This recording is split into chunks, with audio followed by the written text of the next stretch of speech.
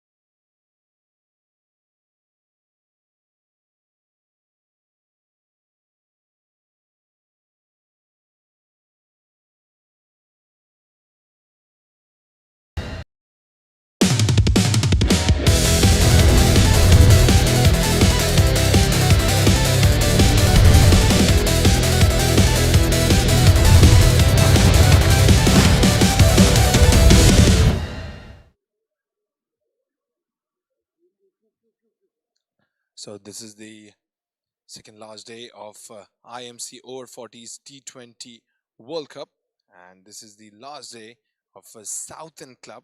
The match is going to be played between West Indies and Sri Lanka. So first, the national anthem of West Indies.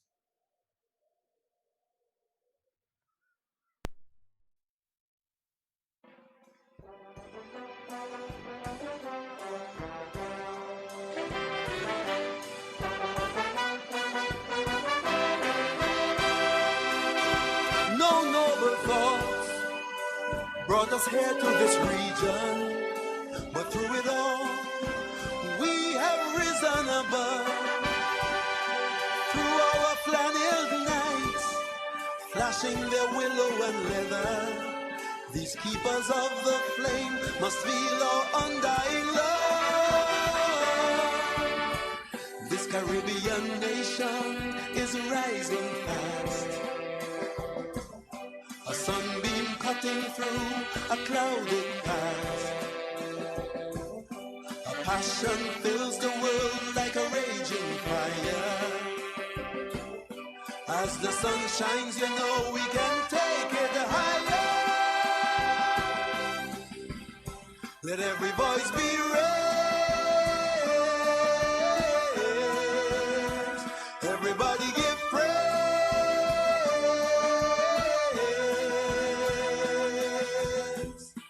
Rally,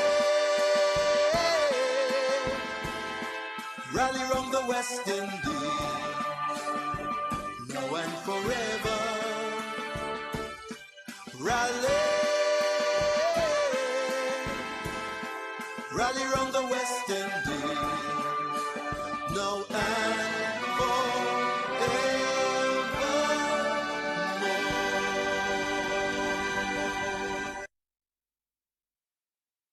And now, the national anthem of Sri Lanka.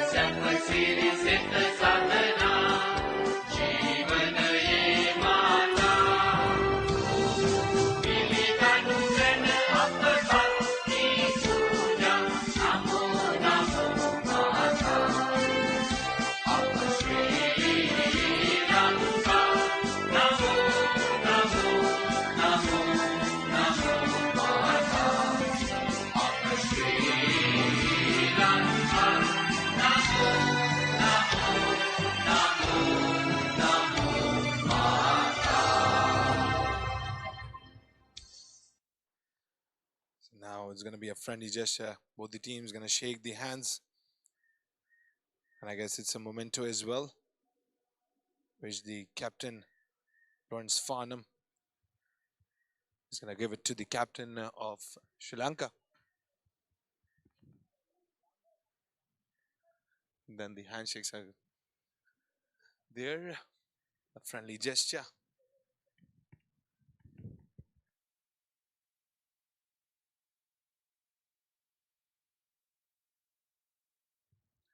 Okay, so the friendly gesture is going on between both the teams. The next game is going to be played between the West Indies and the Sri Lanka.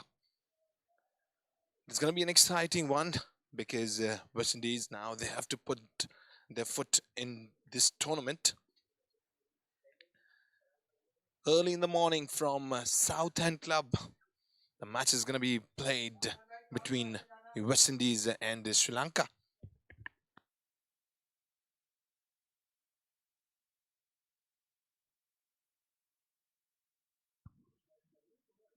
In a few moments, we're going to Well, those were the national anthems of for both the teams, who are now going to play their last match in this tournament, Sri Lanka and West Indies. And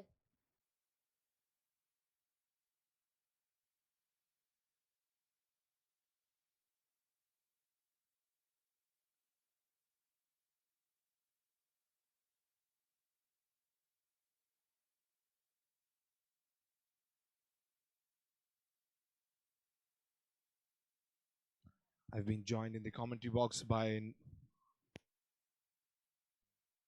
I've been joined in the commentary box by Nourish Khan. thank you, Fayaz. And indeed, the second last day of the IMC Over 40 C20 World Cup 2025. And Sri Lanka and West Indies will be playing their last match for the tournament. They've had a heartwarming journey so far in this tournament, both the teams. A roller coaster of a journey, I'd say.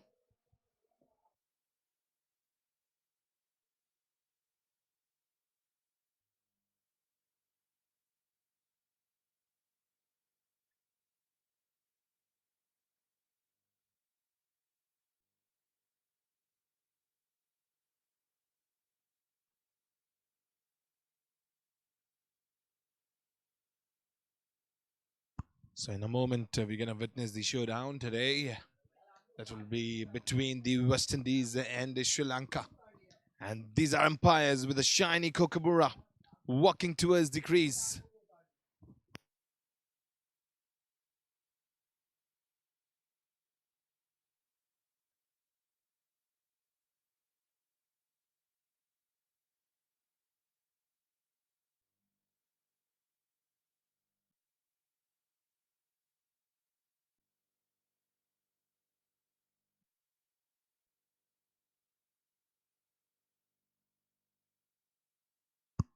So in a moment, the showdown is gonna begin.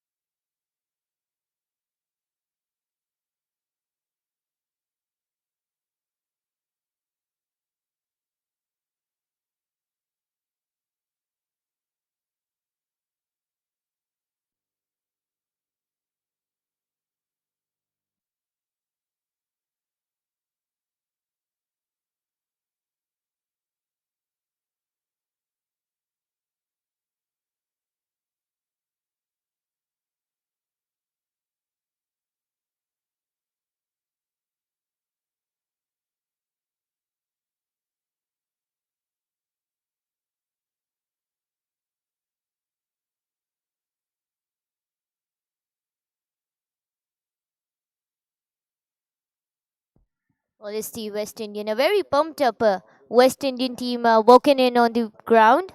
As they won the toss and decided to bowl first, judging the conditions.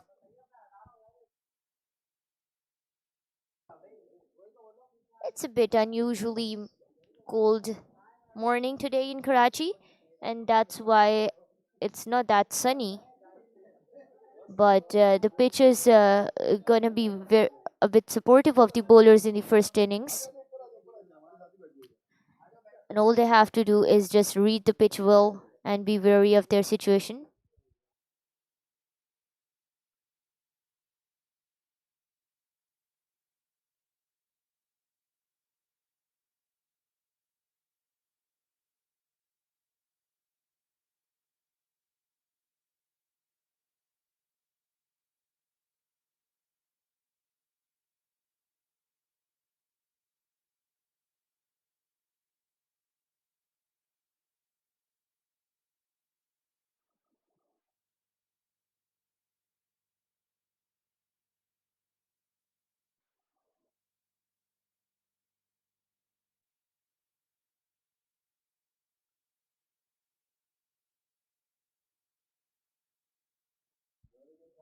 And those are the openers coming in to bat for Sri Lanka. The captain Sampath and Nirmala Singham. Both of them have a pretty aggressive, I'd say, aggressive style of play. But the good thing about both of them is that they try to stay miles away from playing those aggressive shots. And only, I mean, they do play those aggressive shots, but they play it only when it's required. So they're wary of their situation as well, and they incorporate some situational awareness, pitch reading the pitch well, and some environment awareness as well. Those are the keys that really get you runs on board as a batter and wickets as a bowler.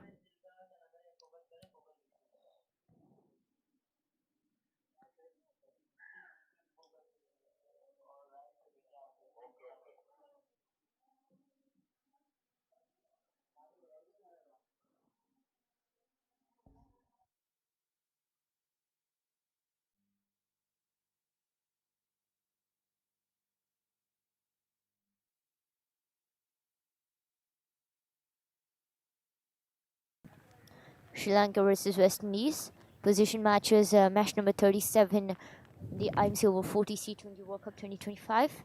And West Indies, they won the toss and elected to bowl first. On a very moist, chilly morning in Karachi. And that's a playing 11 for the West Indies. Lawrence, led by Lawrence Farnham. Devendra Maharaj is the wicketkeeper. Antonio Atwell, the star bowler for West Indies. I'd say he's a star all-rounder for West Indies, as he's stepped up with the bat with the ball as well. Joe Leacock, the incredible bowler as well. Larry Babb, Mohan Chatram, Rajapuran, Randy Ramanan, Reno Mitchell Holzers. Here we go, the first ball. Mitchell Holzers going to start the spell for West Indies, and what a start by Sri Lanka. And it was knocked off right on the first delivery, away for a six. It was knocked away for a boundary right there. It's a four.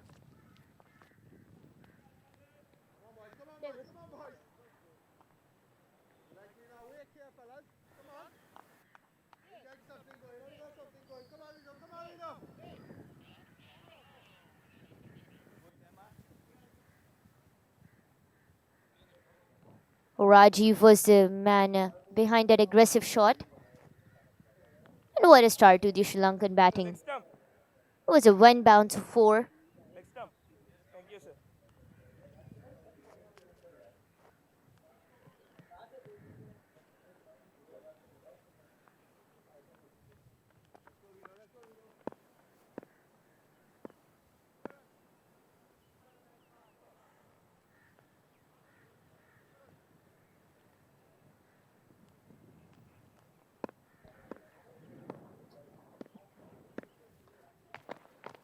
Off stump yet again, and Rajiv nudged it slightly to buy him enough time to run between the wickets, and could not succeed in that, as it was a dot ball, owing to Mitchell Holder's exceptional delivery. But I just feel like Mitchell Holders needs to pitch his deliveries a bit more in line, because you target the off stump twice to thrice consecutively, and you become a very predictable. And we have seen it happen multiple times in this tournament so far.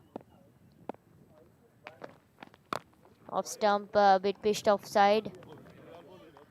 Mitchell Holders, you gotta read the pitch well. It's merely flat with less moisture, little no moisture, with cracks and occasional patches of grass.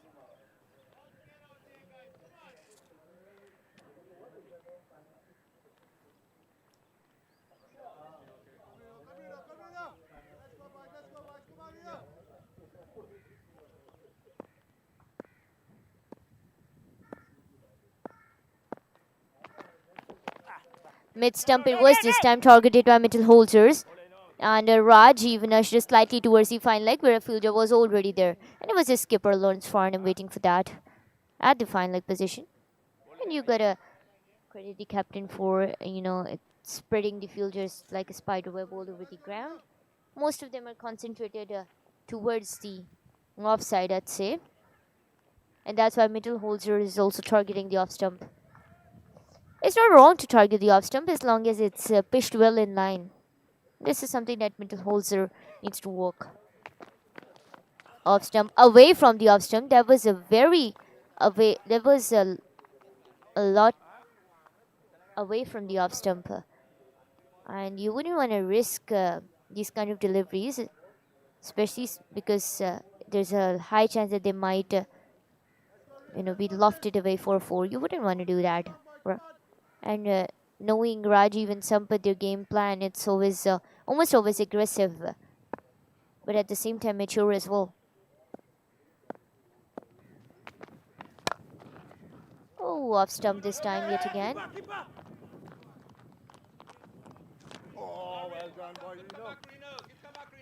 Well, let's say it's the pitch that's providing support to middle holder, and just like that, I'd say a very balanced first over comes to an end as Sri Lanka are 4 without loss.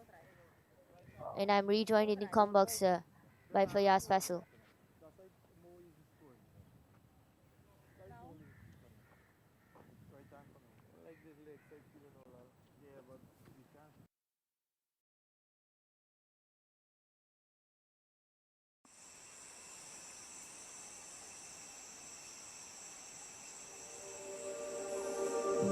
Coming to Guyana, the experience is just unique, different from any other tourist destination that you can think about.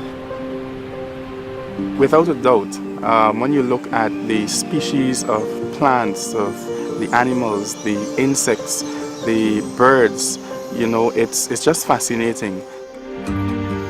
Things that other countries would just see in a book or they would just see on television, we actually get to see it up close and personal. In some regions, we actually get to see it almost every day.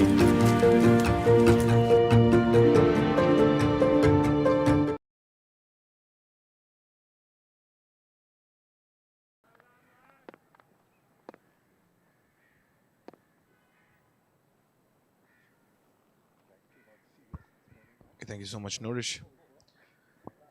And the black band Sri Lanka is wearing today, that's in the respect of the flood victims. 140 people died in this incident and 200 people are missing. We hope that they'll be fine soon.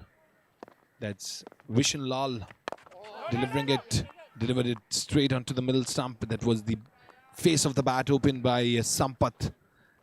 That's gonna give a little confidence here to Sampath because when you are middling the ball and when you're going in a great pace, that's the game all about. Once again, similar kind of a delivery. And he plays it right towards the covers, but there was a fielder in the 30-yard circle. 3 tremendous deliveries here delivered by Lal. This time he hits it down the ground, finds the gap there, and the ball is running towards the fence. And that's a welcoming boundary for Sampath. That was pure timing and a good shot selection, which led to a boundary. And this is how slowly and gradually Sri Lanka is going to build up their innings. As yesterday we saw against Canada, they were able to just score 140.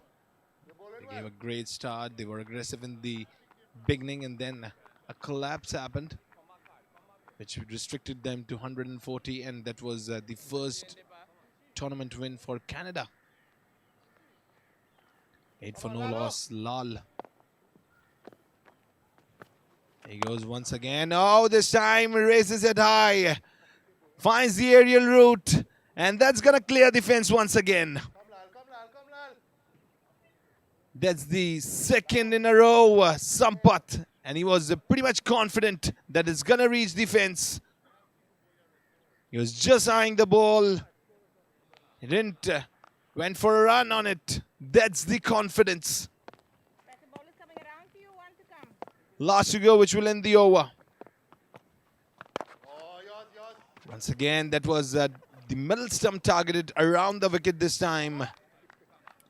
That's going to be a dot. And this man, Sri Lanka now 12 without any loss after 2 overs.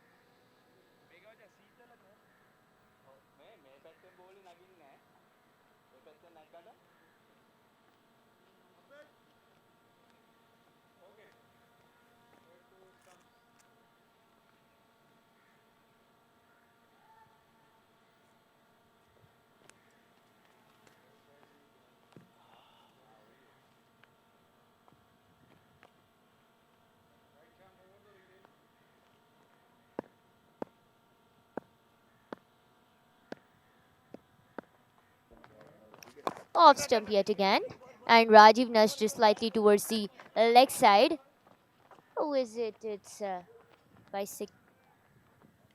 Oh, that's a fumble there in the field by Lal.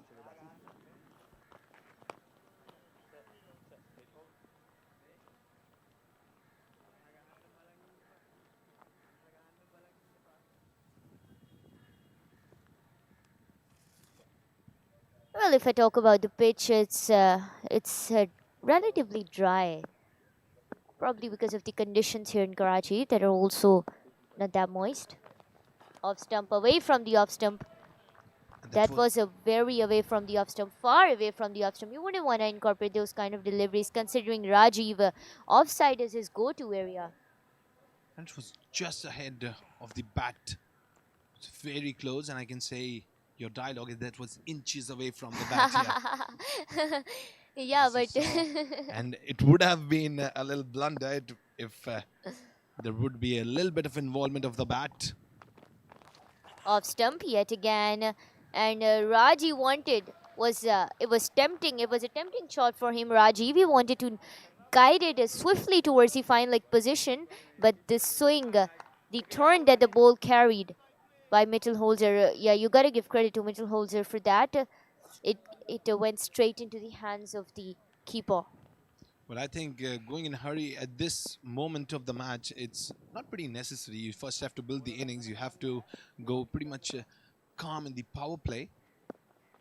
Yeah, but that's the thing about Rajiv. Oh, he wanted to temper cut shot, but there was a Atwell there in the point, deep point. Well, but if you would have, looking at it from the tournament's perspective, Sampath and Rajiv, they've had a very, I'd say, versatile, versatile field, or I'd say versatile kind of game plan. And that is what, makes them the standout batters in Team Sri Lanka. And about the middle holes, he's a pretty intelligent bowler. He wasn't lucky yesterday, though. Yeah, but in the previous matches, as we have seen, West Indian side just rely on this bowler, and he is an artist. He knows how to control the shine of the ball. Oh, mid-stump it was this time. That's incredible versatility incorporated by Mittelholzer. These are the kind of deliveries, you need more of these. But then you need them to be perfectly pitched in line and length as well. This one was the mid of the length and targeted towards the mid-stump. It was just going onto the mid stump, and I would say that Rajiv is eyeing the ball till the end, which is a much requirement in batting. Your feet should go with your bat, and your eyes should be on the ball. Off stump, and nudged away slightly towards the extra cover position. Wanted to get a run, was tempting there, but couldn't. So just like that, Sri Lanka are half in the power play as they're 16 without loss.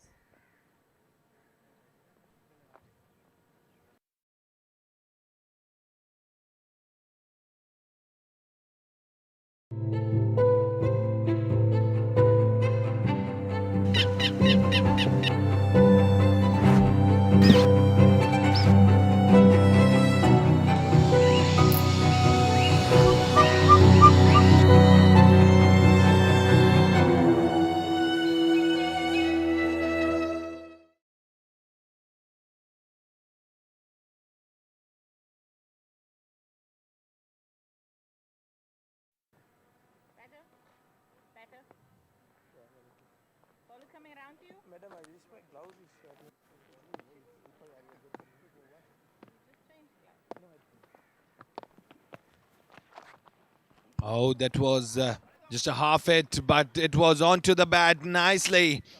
He uses the amount of pace in the ball, and then a good flick there. Just look at that. Just the flick of the wrist. The body posture was pretty much into the level. He was eyeing the ball till the end and came onto the bat. And that's Sampath. You can see his masterclass with this shot. Well, I'm gonna rename Sampath as a flick cut because flick and cut shots are his favorite. A flicker to Sampath and caught him and sweep him to Lawrence Farnham, the skipper of West Indies. Absolutely. And the thing about Sampath, the skipper of Sri Lanka, is that he plays it so flawlessly that he makes batting looks so easy. Oh, they found the gap, Sampath there, and the ball was running away for a 4, but Leacock said, not today, not in my presence. Leacock is one of the finest fielders that West Indies have in their team. And Sampath, well, he intended well with that ball and wanted to guide it away for a 4, wanted the ball to cross the fence. It was just not composed of enough power, the shot. Well, Leacock is a pretty lovely person, full of life. He enjoys the moment. And in the rest days when they were taken to the beach of Karachi, they enjoyed a lot. I saw his videos just enjoying the way in his boat ride. They are all full of life. And if we talk about the Caribbean side, the whole Caribbean side, they are pretty much I'd say they're full of life. They enjoy every single thing. And we just had a chat with them. Both the teams in the morning and Sri Lanka are equally down to earth, I'd say. They always have a smile plastered upon their face. exactly. That is what I was just looking to say. That Sri Lankan side, it's the great thing about them is that a big smile on their face every single time, even though they are in a difficult situation or they are in a good mood. They are always humble. They are always down to earth and with a great smile and a big one, which makes our day as well. Yeah. And just like that, Sri Lanka are 23 without loss after 4 overs.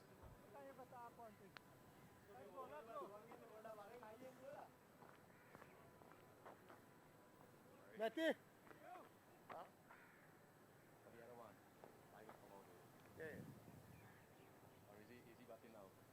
944 boundaries in this tournament so far and still a day to go. And you gotta credit Pakistan for scoring most of these boundaries because Pakistan and National Stadium just get along really well. And then after Pakistan, you could credit Australia and South Africa. Especially Fawad Alam and Humayun Farhat, the way they played this tournament. Humayun Farhat, the man he is, just wakes up and chooses to go kaboom with his bat. It was magnificent innings of 150 in this tournament. Middle holes are once again this time pace of delivery away from the off stump. It was just challenging up Sampath to go for that cut shot, but it didn't came onto his bat. But if I talk about the fielding, that was a way ahead. That's a fielder plays towards the covers, and Middle Holzer is purposely doing it away from the off stump so that they could get hold of that. Oh, Sampath this time. Oh, he gets away the fielder there. That ran for a boundary. Well, the Middle Holzer gave a ball away from the off stump. Well, it was way away in the slot, and that was a beautiful cut here by Sampath. Even though there was a fielder there, but the ball ran away towards the boundary. Well, didn't I tell you his nickname is going to be Flick Cut, Sampath? Because he incorporates those cut shots are very flawlessly. Oh, this time it is the long off position that has witnessed Sampath masterclass, and what a shot that was. Aerial, it incorporated the aerial dimension and flew right from the right above the head of the bowler, Whittlehouser. And well, you gotta say, I've been emphasizing, re-emphasizing, reiterating the fact that you gotta stay miles away from the off stump, especially on a pitch like this. Mid stump it was this time. Look, see a bit more, just a bit more versatility incorporated in his bowling, and he's already starting to get those results in the form of a dot ball. those two boundaries that you've conceded, Mittelholzer, it was all because he was not moving on from the off stump. And that too, even if you are targeting the off stump, you gotta at least be mindful of your line and length, which Mittelholzer was not. And when you are delivering it towards the off stump or away from the off stump, it's much likely to be delivered just ahead of the batter instead of going way behind. Because when you're delivering it behind the batter, that gives him a room to score, and that is why that went for 2 boundaries there. This time, once again, a great Yorker at the off stump. Mittelholzer, another weapon out of his bag here. Just look at that. Pace on delivery, great Yorker onto the middle, onto the off stump. Well, that was a very Shaheen Afridi style Yorker incorporated by Mittelholzer. He's definitely done his homework, I'd say. Yesterday, Pakistan won the Tri-Nation series as well. Oh, up in the air. There's a man going there, and that's Devi Maharaj, the man of the moment, the incredible wicket keeper for West Indies, who gets his hands off the on the ball, and he says, "Stay away. I'm gonna catch that ball." He was so passionate to get that ball. And that's Mittelholzer once again, delivered it very aggressively. It was a short length delivery, and that was the nick of the bat involved. It was in the air for a long time, and Devi Maharaj with a soft dismissal here. He got his hands with those keeping gloves. It was pretty much easy for him. Running behind, took the catch and took a big wicket. Sunit Sampath, he departs of 24. That was Mittelholzer Day. A breakthrough. First blood for West Indies. The 5 overs gone, 31 for 1.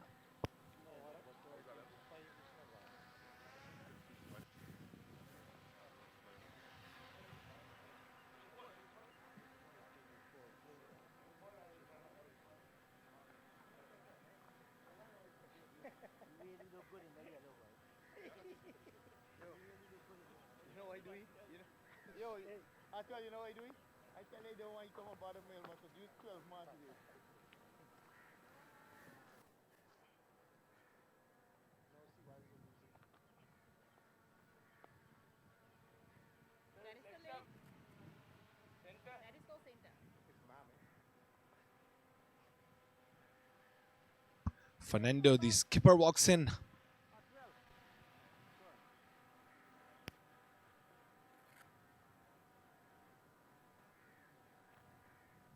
Marlon Fernando.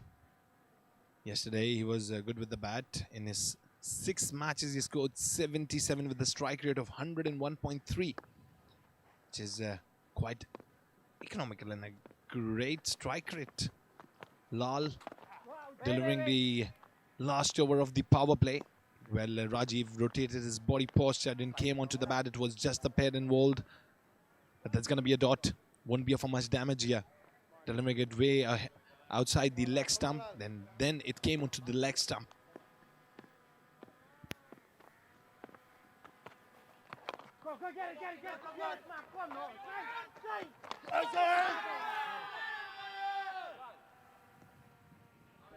Always strong appeal there.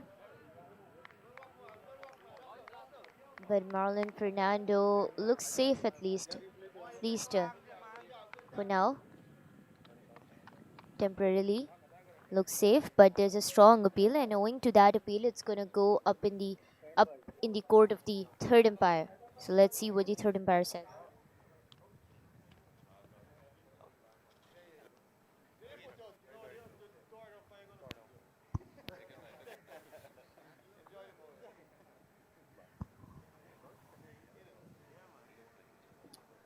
नहीं बस ठीक है hello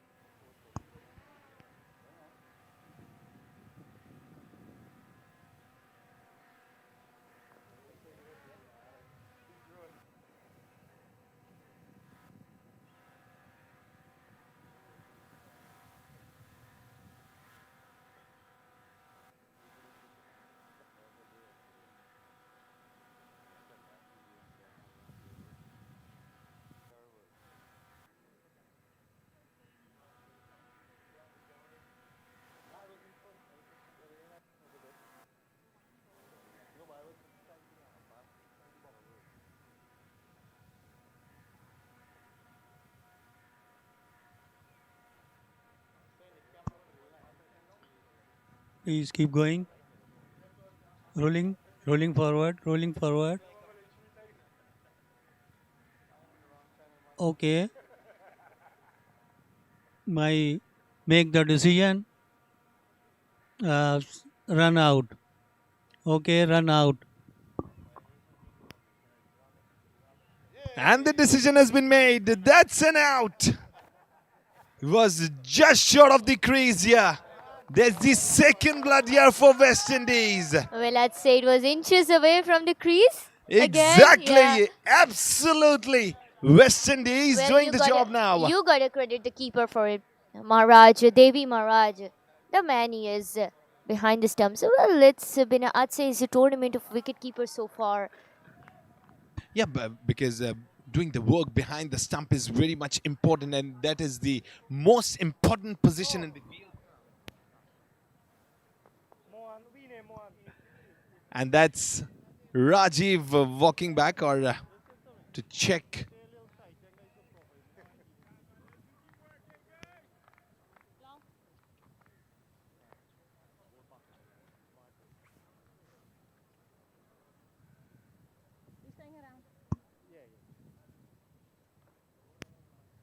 Now that's the skipper. He was walking back. Rodrigo. He departed. Who is bowling on the other side? Fast bowler or spinner? Okay. I hope your first name is not Shri. I just want to send the helmet. Anyway, you never know.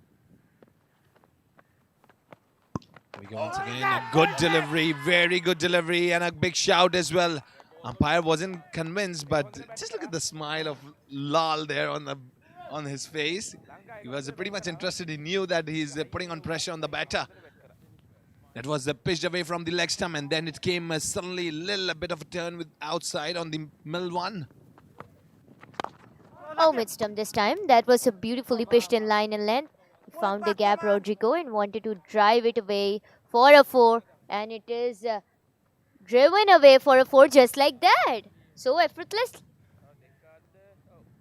Oh, that was a beautiful nudge by the bat to the ball and found the gap right in time. And this time it was the long off position that witnessed Rodrigo masterclass. Would you look at the beauty of that shot?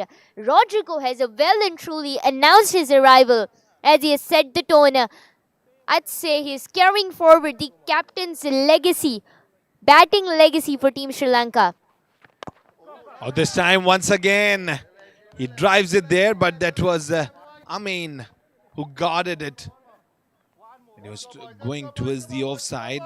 Lal going around the wicket, and he's getting the chances to open the bat. The thing about Lal is that the moment he, like any other bowler, targets the off stump, and if it's pitched off away from the off stump, then it's going to be a nightmare for you as a bowler. So Lal really does good in the sort that he reads the pitch well and he incorporates some versatility in it. And speaking of versatility, Sri Lanka are 35 for 2 after 6 overs at end of the power play.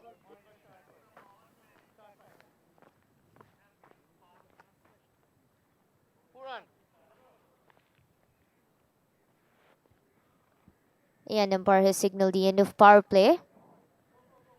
It was a pretty balanced power play, utilized well by both the teams. Sri Lanka off to a decent start, and West Indies managed to clinch two important wickets in the power play.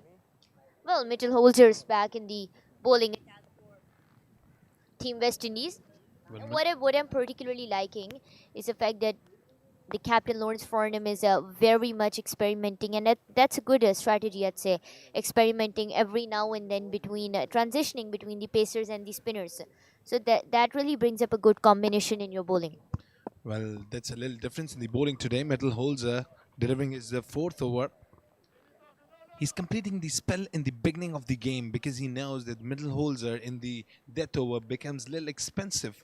And today, with the shine of the ball, the Mitchell Holzer is handling it pretty much well. So he's trying Mitchell Holzer in the earlier on game. I think you gotta credit the captain for it, and I think there's also another strategy that's linked to it, which is that they would wanna save Atwell's over for the death ones. He's good in that domain. Just And look at speaking of the death overs, I think when it comes to modern day cricket, the importance of death overs increases magnanimously. And if I talk about Middle Holzer's deliveries today, he's more focused, delivering it towards the off stump, and then he's coming back in towards the middle one. Is becoming a big problem for the batters because they're not able to open the hands. It is pretty much closed. They are not getting the room. And if I talk about Lanka here, last delivery he faced, that was pretty much pitched away from the off stump. It came inside. And it was kind of a similar delivery. Pitched away from the off stump, got a little bit of a swing. And he is delivering now on cracks, a Middle Holzer. And he knows how to utilize the pitch. He has the potential. And he's showing it. Well, that's the entire plot, isn't it? You gotta utilize the cracks in the pitch, especially when you're attempting to expect some turn in an environment that offers little in terms of turn. Oh, it was the mid-stump targeted once again by Middle Holzer. See, that's the entire point. The moment he decided to stay away from the off stump, things really started to go north for him. So, in the entire tournament, at least if you're playing in the South End or Karachi Gymkhana or the NBP Sports Complex, you gotta stay miles away from the off stump. But the conditions in these three grounds, they don't really support. Just look at that delivery. Turn It was and spin. very close. And if I talk about the keeper, he's standing pretty much close to the stumps, even though he is facing the pacer. It's not really easy. That's the confidence. And obviously, Middle Holzer, he's now pitching up as well. He's doing some good length delivery. He's doing a little shorter. He got a wicket on the shorter delivery. Just look at that pitched up delivery here. Plays it down the ground towards the extra covers. Won't be of a much damage. Middle Holzer's delivering a wonderful over so far. 1 and then 4 consecutive dots. And that's Rodrigo struggling to go ahead for a boundary, as Rajiv was hitting in the earlier on overs. After those 2 wickets, the momentum is quite a bit broken. Oh, yes. Once again, away from the off stump, and that was a good length delivery. Middle Holzer, he's bring up the trump cards he has. 7 overs gone, 36 for 2, Sri Lanka.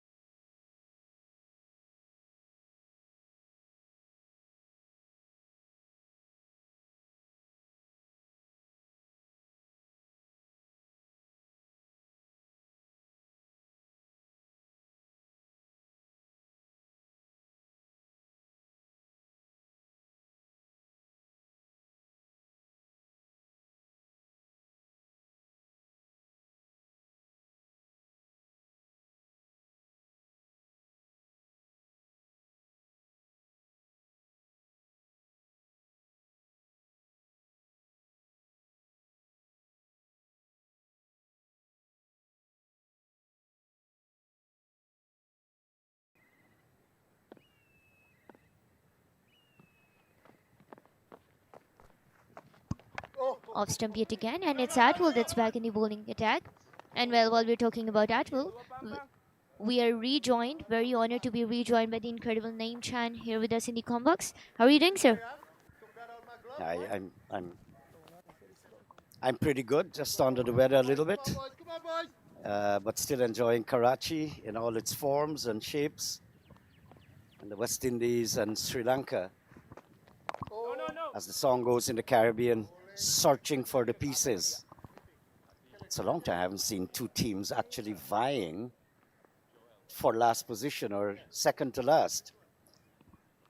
Yeah, absolutely. But I mean, it's always nice to end the tournament on a good note.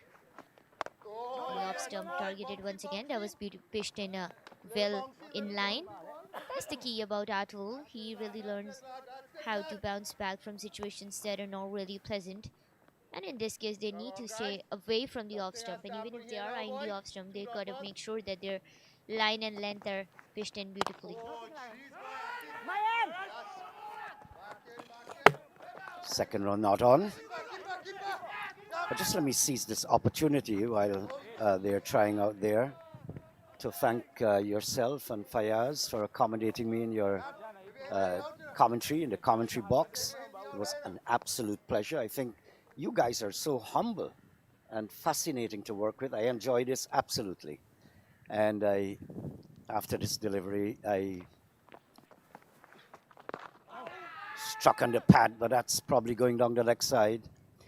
I would just like to thank the people of Karachi in general, and by extension Pakistan, and my home country, the president, the executive president, that played a great part in my coming here to Karachi. I'd like to thank you, Dr. Irfan Ali. And of course, this is going to go away. They're just going to pick up one. And there were some other people that really played a part in my coming here, like KSM Investment Inc. and Sterling Products, one or two more, Kanuku Suites. So it was all a very nice tour. Today's the last game, and I've enjoyed it torridly. It's absolutely nice, and I want to thank you too again for really accommodating me and making me feel in comfort zone. That means a lot coming from you, and honestly, we are actually very honored to have you with us in the box. It's an incredible honor for us here, and I'm sure Fayaz is going to agree with me on this. Yeah, I'm invading the commentary box here while you were speaking. Yeah, thank you so much, sir. That was really honored. I was really honored having the words with you, having the commentary box with you, and the words I heard from you. That was really, really close to my heart. Thank you so much. Back to you, Neeraj. Yeah, and we're going to continue this after announcing the score. Sri Lanka are 38 for 2 after 8 overs. So, yeah, like we were saying, of course, it was a very wholesome moment for us to have you here in the box. I mean, you took out your time to grace us with your occasion in the box, and we couldn't have asked for anything better in this tournament than you joining us in the box, because it was perhaps the highlight of our commentary so far. And we have honestly been learning so much from you. There are a lot of good key takeaways that we're going to take with us for long. Well, I wish you both well. And while we're making extra comments, I just want to let the people of Sri Lanka know that our hearts are with them. 153 people died in the cyclone. Oh, jeez, boy.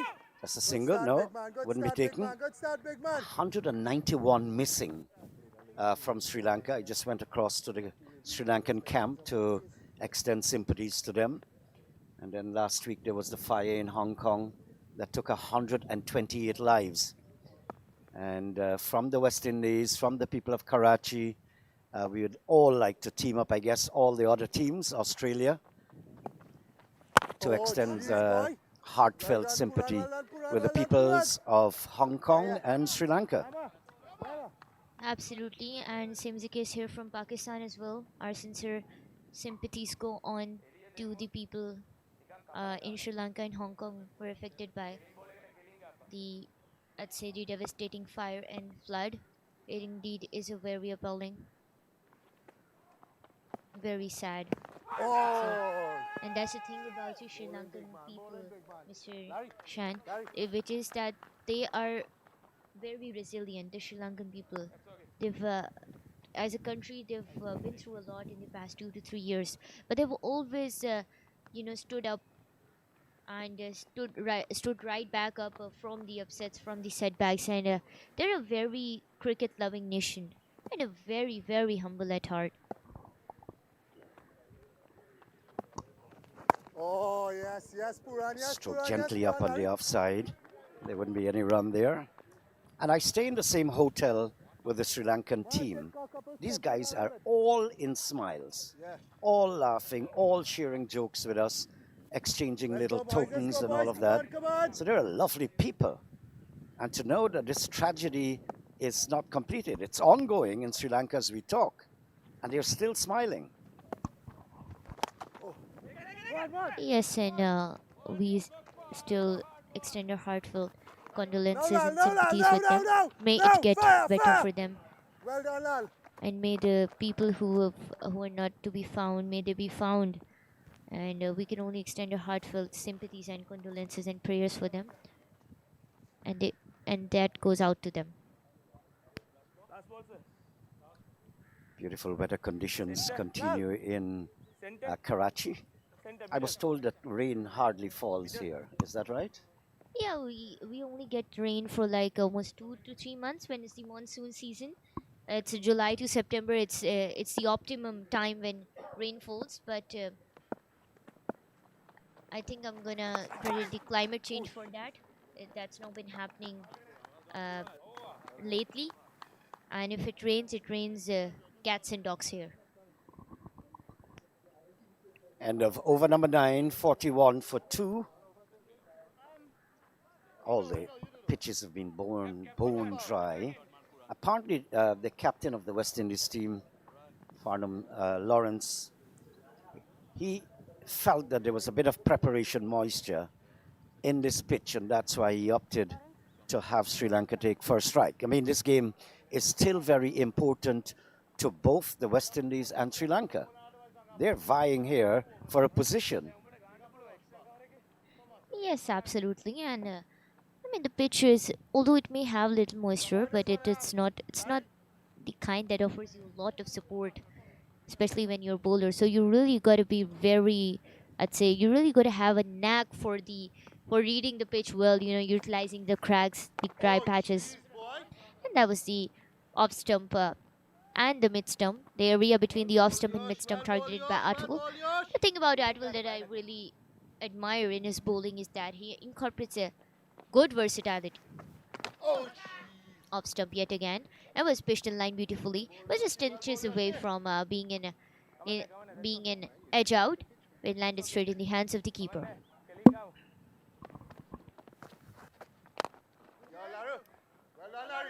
Beautiful. Farnham there, chance for a run out. Appeal by the players. The umpire is going to ask for a little look at that again. But a beautiful bit of fielding there for Farnham and rifling that return. Yeah, and you definitely cannot expect things to go south when you're this good in the field. This is going to be the second run out chance, quite possibly a run out for Team West Indies, and an incredible effort in the field. They look in really, really good shape today. They've taken their notes from the previous game, I'd say, and now the ball is in the court of the third umpire to decide, and it's over to the third umpire now.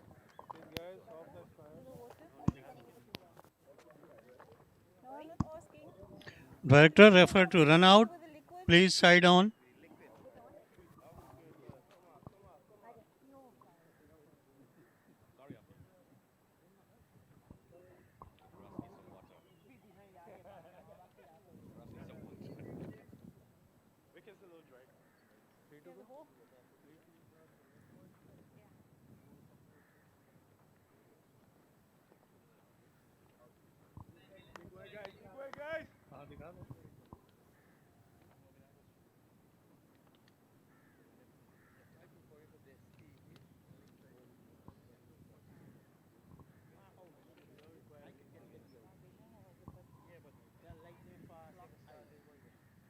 Make my decision.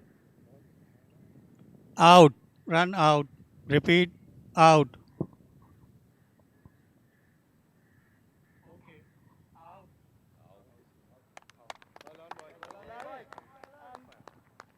Decision finally made there. So another wicket is gone. And the West Indies are making inroads, having quite a good match so far. Yeah, the three magical letters for the West Indies. What they wanted to hear time and again. O-U-T, confirmed by the third umpire. And that's Rodrigo, who's gonna walk off. Not very happy. Sipala is the new man in for Team Sri Lanka, and he has I'd say, a very unusual style of play. Sipala, he utilizes around the wicket, and he is he rather plays defensively than going on play aggressively. But it's Rajiv, the man of the moment for Sri Lanka, who has to step up, and they have to realize that if they're not getting runs through boundaries, they have to run between the wickets, and even in that sort, they have to be very careful because the West Indies are really good in the field so far. And that's the thing about the West Indian side, not only in this veterans tournament, but in cricket in general.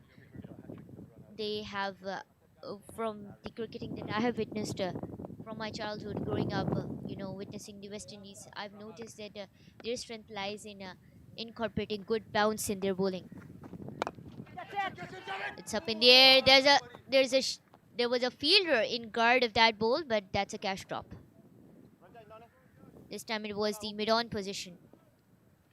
Yeah, so I was just reiterating how growing up I witnessed a Windies cricket, and mid-stump it was this time. Guided it away yet again to the mid-on position, but there was a fielder already there. It was Amin Shan, the guy who's guarding the mid-on. So there have been only bouncers and short pitch balls that West Indies have taken to their advantage, and this time it was high in the air yet again, but it landed in the no man's land, and it was a bit towards the in between the mid wicket and mid on area that the ball landed in. Atwell has had quite a good tournament. He's won a few awards. Now look at that. 10 overs up. Atwell getting 4 dot balls there and a wicket in the process. So they probably have some bit of normal things, a little bit of refreshment, but they probably had that in the 9th over when the wicket fell. So, but generally, West Indies having their way this morning. Halfway mark, Sri Lanka struggling at 43 for 3.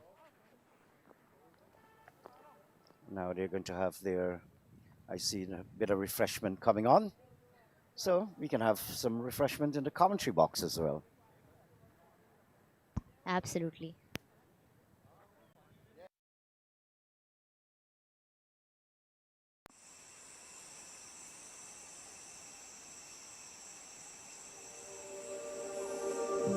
Coming to Guyana, the experience is just unique, different from any other tourist destination that you can think about.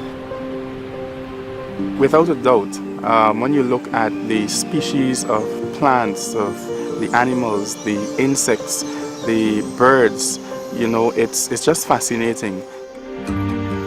Things that other countries would just see in a book or they would just see on television, we actually get to see it up close and personal. In some regions, we actually get to see it almost every day.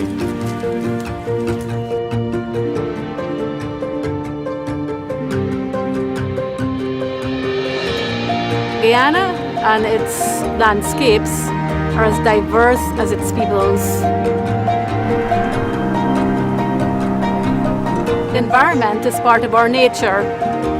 Our very majestic waterfalls and rivers, our wide variety of flora and fauna are all part of what we stand for.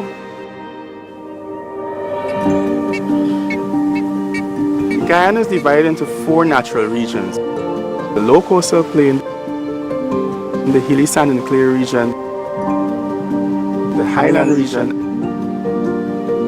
and the interior savannas.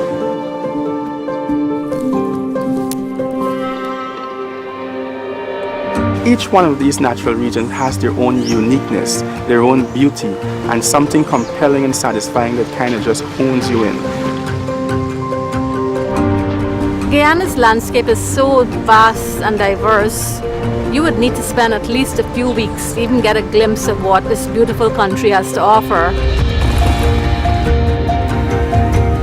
from the mangrove forest and its rich ecosystems and migratory birds and scarlet ibises in the north to the Pacaraima Mountains, Panuku Mountains, and all of the wondrous rivers and waterfalls in the south. Not forgetting in between, you have the massive Mount Roraima and all the other tabletop tepuis.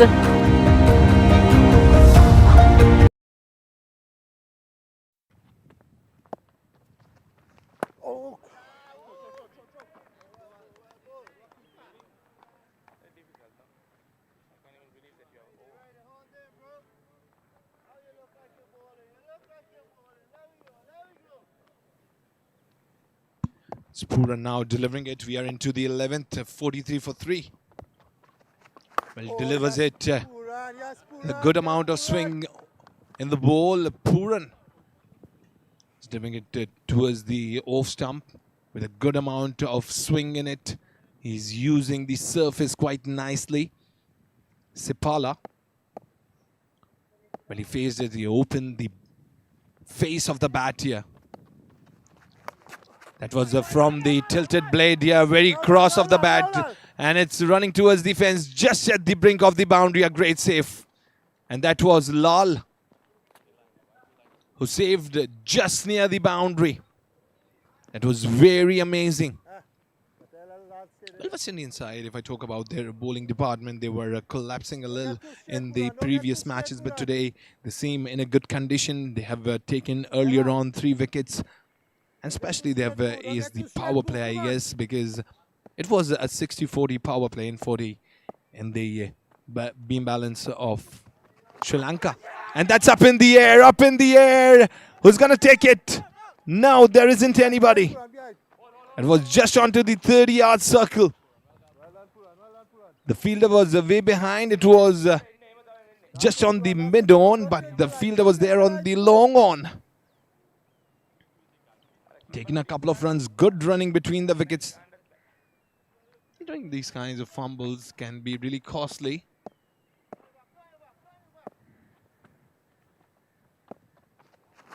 Pitches it away from the off stump, little pitched ahead.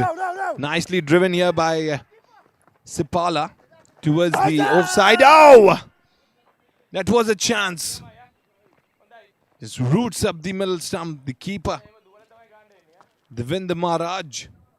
He's been amazing behind the stumps today. They've done a great job, West Indies. They're restricting the batters. And that is the key. When you restrict the batters, you don't let them play their favorite shots, the cuts, the pulls. That's going to be a great game here for the West Indies.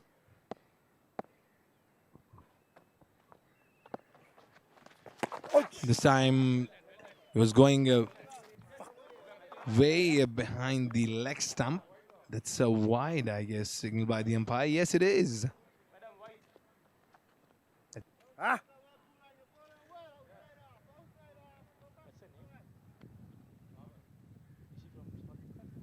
Fielder at the fine leg deep. Oh, the nick of the bat towards the third man. There is a fielder at the deep there. Grabbed it nicely at the first attempt. A quick run. Quick single in the bucket. Check 1-2.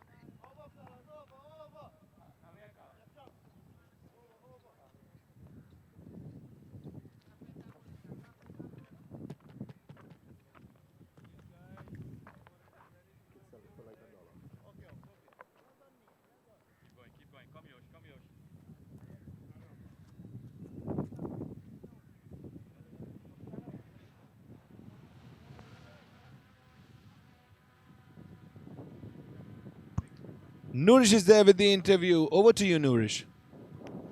Sri Lanka, the most resilient nation. Sri Lanka, the most cricket-loving nation. And Sri Lanka, the most humble nation. Our hearts go out to everyone affected by the floods at this point there in Sri Lanka. And I have with me one of their key players, Hansa, here with me, who's gonna walk us through what's happening currently in their country. Thank you so much, first of all, for giving us your precious time. Our hearts as Pakistani from all over the world go out with you guys. Sincere condolences. Would want you to let our people know about what's going on in your country at the moment. Yeah, we have severe flooding in Sri Lanka. Currently, around 153 people have passed away due to floods, and close to 200 people are missing. So, yeah, everyone's the country is going through a really difficult time. As a team, we want to, be with that people, and everyone's emotional here, thinking about their loved ones. We have families who are affected by the floods, and even our people who we work with, we are very close to. They're all affected by the floods. So, that's the only thing we can do: play cricket and do something for the country. That's very beautiful, and we wish you, I mean, our sincere condolences go out to you guys, and may God be with you in these moments, and may things get better for you guys. Thank you so much. Thank you very much. Well, that was one of the players of Team Sri Lanka for you. The thing about them is they never stop contributing in cricket. They've never stopped with their love for cricket, even in hard times, and that just was what makes Sri Lanka Sri Lanka. And our hearts as Pakistanis from all over the world go out to the ones affected. Condolences and sympathies for them, and we really, really hope the situation gets better there. Over to you, Indicom. Okay, there was Nourish taking the interviews. Obviously, she was talking about the flood victims there in Sri Lanka. 140 people died in this incident, and 200 people are being missing. Hopefully, they are being found. The families must be really much into the pain, because it's not really easy handling this kind of a pain. So back to the match. The last delivery onto the middle stump. Slower delivery this time. Atwell strikes. Desipala departed onto the middle stump and shreds it. Slower delivery, and Sipala was going for a pull, didn't connect it well onto the bat, onto the stumps directly. That's the fourth loss to Sri Lanka. 55 for 4 now. Sipala departs. Ujita Sipala, 8 of 9, and that was Etwell who took him. 12 overs gone, 55 for 4.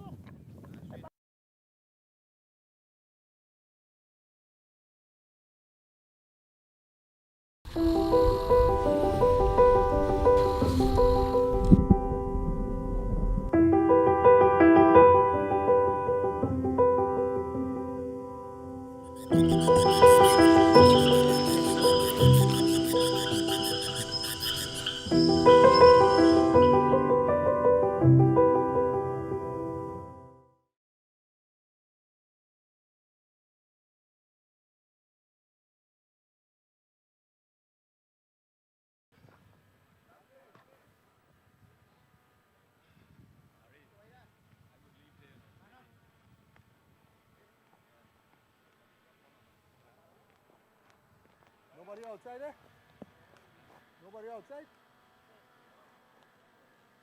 What I want to know?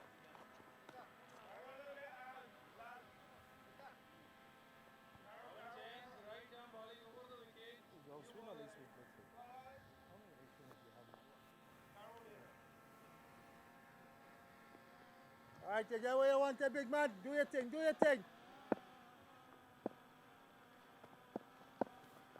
Leacock brought back to ball.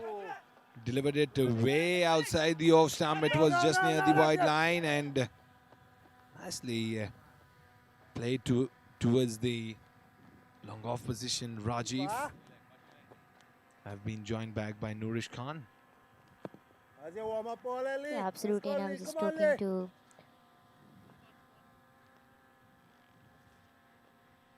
Lee. to Hansa, one of the key players from Team Sri Lanka, and he was just walking us through how the Now, flood pull has out now. impacted Sri Lanka, and Back that up. they're just trying to play good Back cricket. up, They've always somebody. been very, loyal to cricket, I'd say, and always a very cricket-loving nation, a very resilient nation, I'd say. So condolences to them, sympathies for them, and I hope things really get better for them. And at the moment, Sri Lanka look pretty stable. Although one would want them to, really level up their game from here. But Lecoq, who got his first World Cup victory, World Cup wicket yesterday, is looking to get another one today. It's a very different kind of, playing mindset, Lecoq. Enjoys the game, full of life. Oh, yes, Delivered yes, a Joe, yes, flighted one Joe. this time. That's it, Joe. That's it, Obviously, Joe. when you're delivering the flighted ones, when there is no pace in the ball, and he has set the field accordingly. There is a fielder towards the extra covers in the deep. And he's purposely delivering it away from the off stump. That's a nick of the bat. The ball running towards the fence. But that's going to be guarded. No, Randy. Well done. Got a pretty much comfortable single here. I guess they did a couple. They did a couple. Well ball there, well ball there. Kularat, he opens his account with those two. 60 for 4 after 12.4. Sri Lanka now need to shift up the gaze. Oh, yeah. Pretty much away. That was away from the wide line as well, but the batter was walking. Just play it. That is why the benefit of doubt, umpire didn't give it a wide. A current run rate of 4.68. When he walks down the crease, picks it up. That was in the air for long.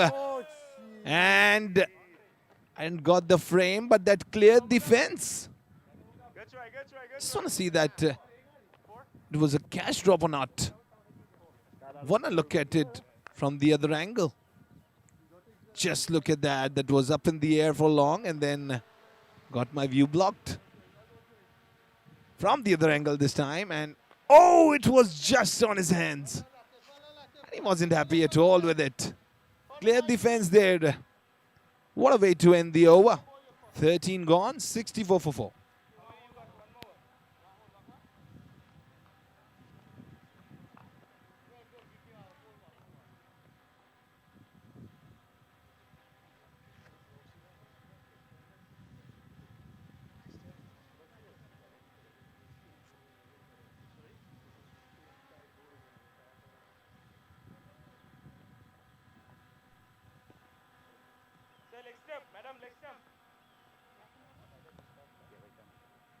There is leg.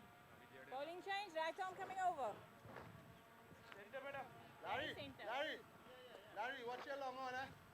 You go corner. Come on. Come on, am. Come on. Come on, straight there. Come on. Come on. Right down. Over. Yeah, right there. I did say right arm over. Let's go, Mohan. Shatram, the new bowler in for West Indies, is going to open his bowling spell for the West Indies.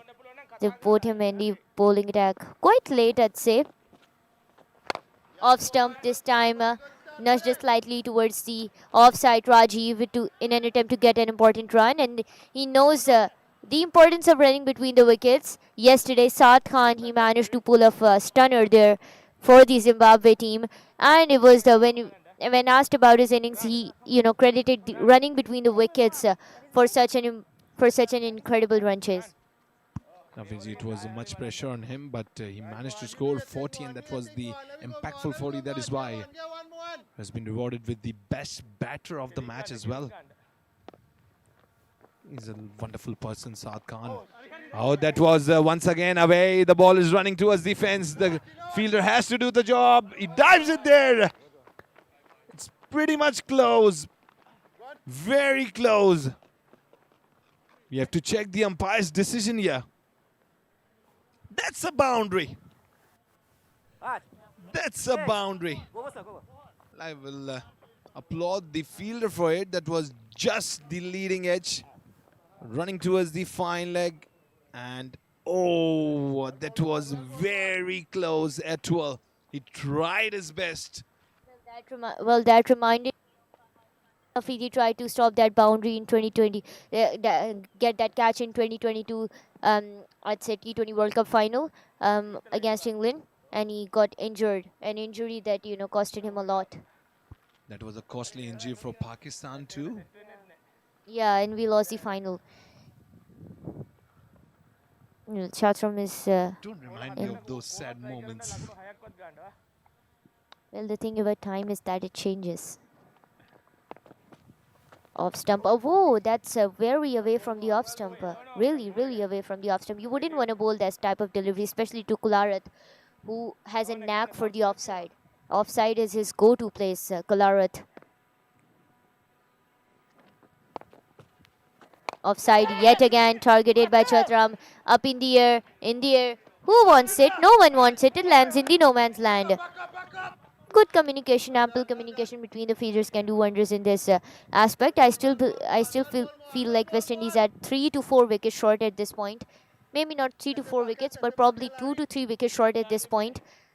Because Sri Lanka, they have the potential to pull themselves back dramatically in the game and nudged away towards the offside. And that's going to run away for 4 just like that. And this time it was the position between the deep point and the extra cover that met his masterclass. That's the thing about Rajiv. And as a matter of fact, for any batter who has been there on the crease for a long time now, he gets very familiar with the conditions, with the pitch, the nature of the pitch, and in that sort, he manages to score easy boundaries. Well, I think at this moment, Sri Lanka should go for grounded shots the way Rajiv played in the previous delivery. They shouldn't go for the lofted ones. They're going for half hits. They're going for risky ones. Well, in this sort, grounded shots are your best bet. And that was nudged away slightly towards the offside. Well, didn't I tell you Rajiv has a knack for the offside? They're getting the ball towards the offside or leg side. They should go for the grounded shot instead of going for the lofted ones. Because if one blunder and they lost 1 wicket, that will be more of a costly wicket. Because already their 4 wickets are down. Almost the half of the team has departed. Now they need to build up the partnership because on this surface, a target of 140, 135, 140, 145, it's quite achievable. You should go for a target, you should aim for a target of 175, 180. That becomes a little difficulty. And yesterday we have seen a target of 187 being chased. We should be mindful of that. 14 overs gone, 75 for 4.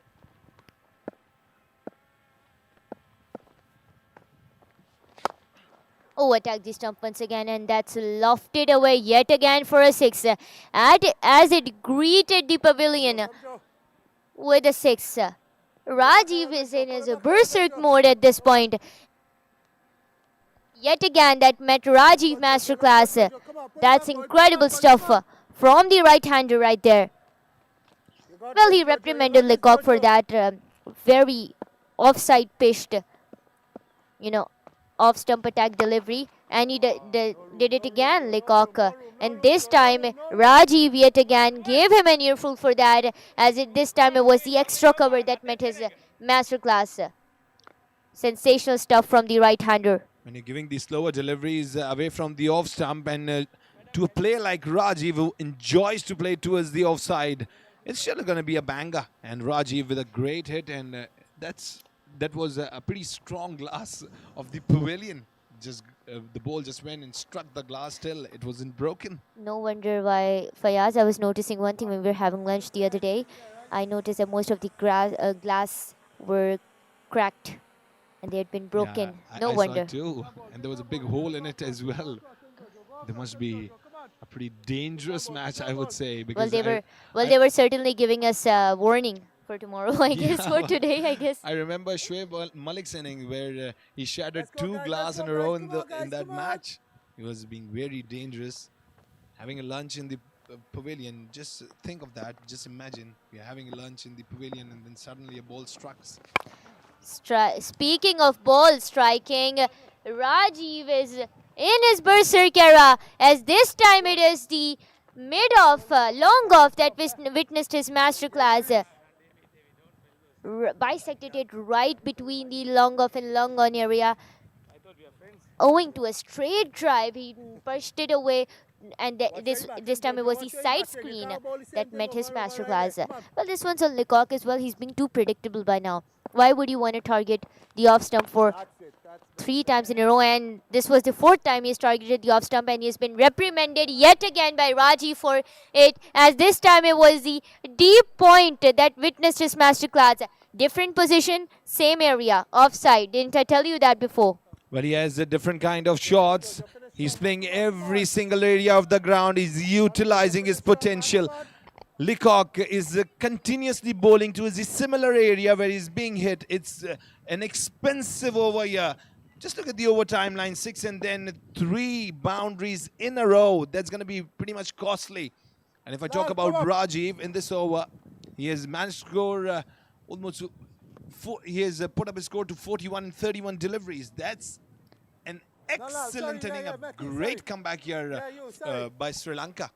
18 of the over so far, and that's not the over Leacock would wanna put it down in his notes. Rajiv, on the other hand, is having a very good time on the pitch. Off pitched yet again. It was the off stump targeted yet again by Leacock, and it was reprimanded yet again by Rajiv. He's literally giving signal to Leacock. You bowl a bit, just a bit away from the off stump, and I'm going to give you an earful for that. And Rajiv, this time it was the area between the deep extra cover and the deep point. Bisected it right in between the deep extra cover and deep point to guide the ball away for a boundary. Rajiv is being pretty much a handful of runs in this over, and this time that was the delivery. You should have delivered earlier on when you were being hit for boundaries. I think he was trying to set up a trap, but that became really expensive. But even if he was trying to set up a trap, targeting the off stump for 5 times in a row makes no sense, especially as someone who has had a great potential as a bowler. You targeted the mid stump and you ended your over with a dot. And just like speaking of a dot ball, Sri Lanka are now 97 for 4 after 15 overs.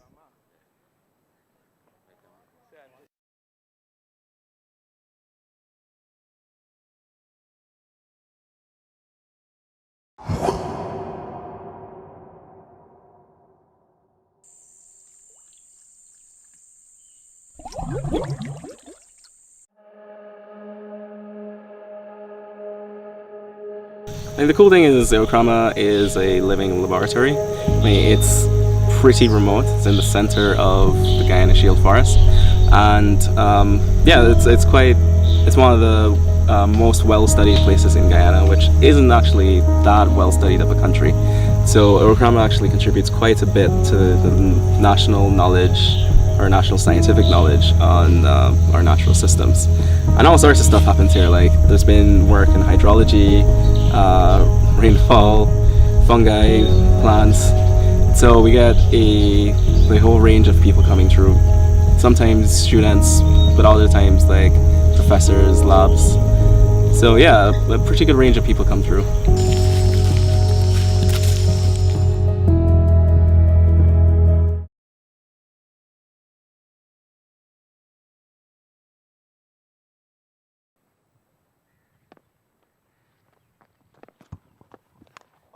Once again, outside the off stump, that's a delivery. That was the nick of the bat. Dropped it there. And his hand is hurt. He's in so much of pain. That's an injury scare right there for Atwell. Oh, they wouldn't. Atwell is the last person they would want to have an injury scare for. This does not look good for Atwell and for West Indies alike. Although it is a cash drop, but things are not looking good for Atwell. They're huddling up. They've been the physio have been called on the field. It was struck right into his wrist there, and he's constantly rubbing it. He's in so much of pain, Atwell. He's not even able to stand after it. He's holding his hand. He's in so much of pain. There must be a pain relief sprayed. Physio is here. And well, I'm getting flashbacks. 2022 T20 World Cup final. Remember Fayaz, I don't want to go down that memory lane, but everything just keeps on reminding me of that. That was a very sad moment as a Pakistani. Yeah. As Pakistanis, we have Shaheen cricket in our Afridi's, yeah. bloods. And when these kinds of things happen, it just hit hard to our hearts. And I still remember the commentator's words for Shaheen Afridi that I'm going to reiterate here, quote unquote, fast bowlers are like golden dust.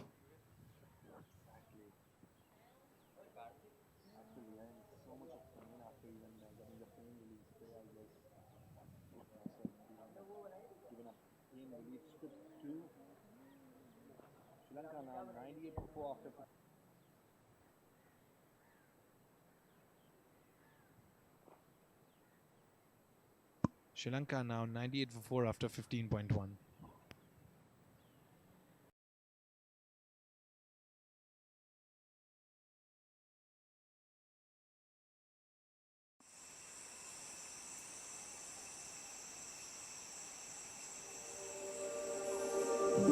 Coming to Guyana, the experience is just unique, different from any other tourist destination that you can think about. Without a doubt, when you look at the species of plants, of the animals, the insects, the birds, you know, it's just fascinating. Things that other countries would just see in a book or they would just see on television, we actually get to see it up close and personal. In some regions, we actually get to see it almost every day.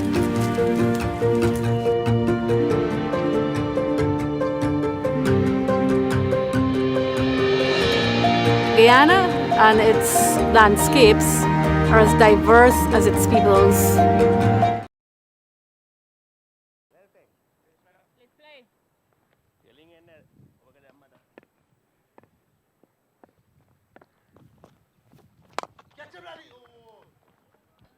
So back finally.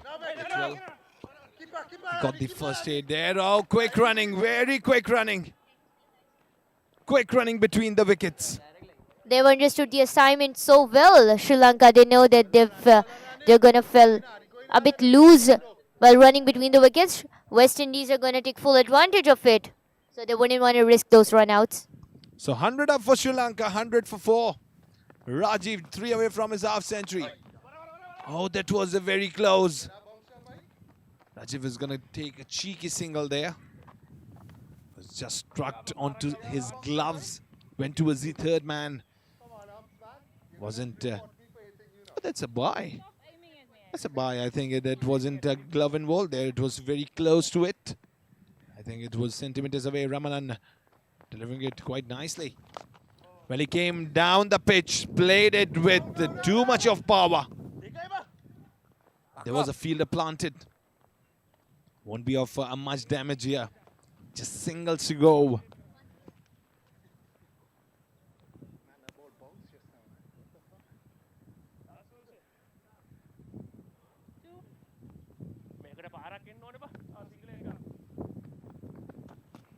Here we go. Rajiv goes with a bigger one. That's high in the air. And out drops it. That was a big wicket. You must not have dropped that. That was a big, big wicket. Rajiv manages to take a couple of runs there. He's now on 49. Just one away from his half century. He picked up from the length pretty much earlier. And that was struck onto the pads. So a very good delivery by Ramanan. What a way to end the over. 16 overs gone, 104 for 4.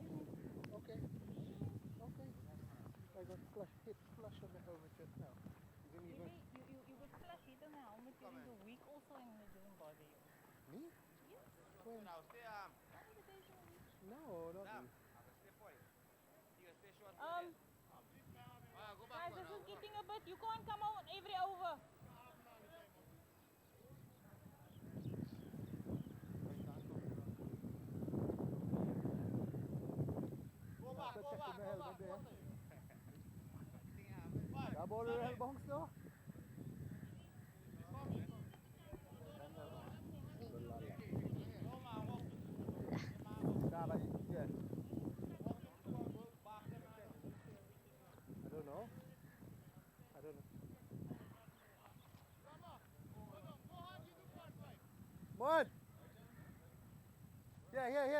Go Rama, go.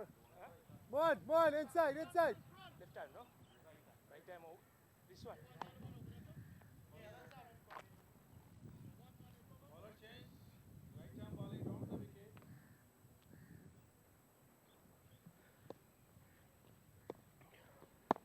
One more.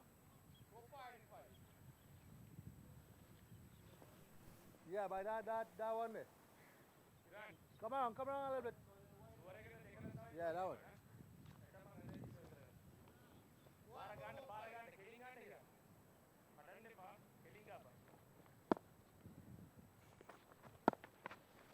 There we go, and he walks down the crease. He opens his hand. Oh, that was exceptionally well fielded by Mittelholzer. He's making it up with his fielding. Mittelholzer. He was given all his 4 overs right at the start of this innings. Exceptional stuff in the field. West Indies have been exceptional in the field throughout the innings. Oh, this time it's the leg side that was targeted yet again.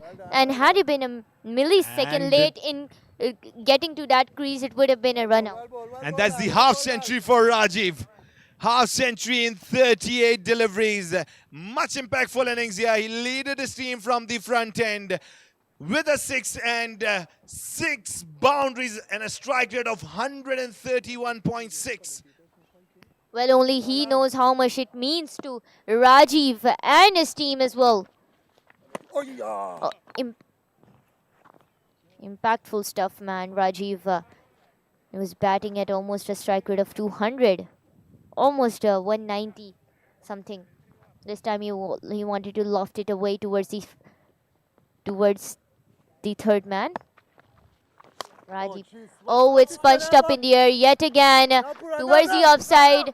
And there's a fielder already there. Had it carried a bit more power, it would have cleared the fence again for yet another boundary. That's a Rajiv masterclass for you. But Rajiv wanted to play it there, but couldn't. And as a result, Kularat coming in on his footsteps, he's guided it away towards the offside. And in an attempt, got 2 runs on board. Kularat is going on the back foot. Kularat went on the back foot and now he's leaving it well. Kularat wanted a run here as well. He was half the crease down. He wanted a quick one there, but just agreed on a single. Rajiv said, no, I want to face it. I can do it. That's going to be the last delivery of the over. 16.5 already delivered here. But, I think it's comparatively a good over by Lal. After that expensive over by Leacock, I think it's a bit issue with the gloves, or I think his finger has been struck. Walking down, wants some of sawdust on his hands. Well, Rajiv, there's some sort of a problem with his gloves. He's walking down. He's having a chat with Devendra Maharaj. I think Sri Lanka at this point now, they need to accelerate up the game because they are already 17 overs down. Now 3 overs left. Those are death overs and you need to go for bigger ones on it. And modern day cricket has a heightened importance when it comes to death overs. Rajiv is playing a very mature knock, I'd say here. He's not attempted to hit any, I'd say, risky boundary. All the boundaries that he's hit so far, all of them have been impactful. And just like that, Sri Lanka are 110 for 4 after 17. Let's be ready. Come on. Here we go, Latif.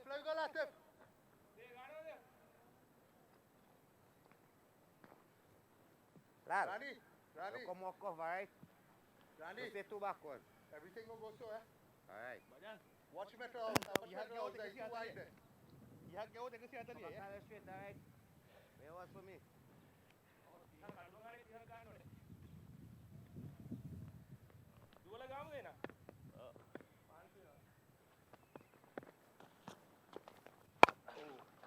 This time he cuts it away towards the offside, into the gap, straight to the fielder. Back up. Nobody there.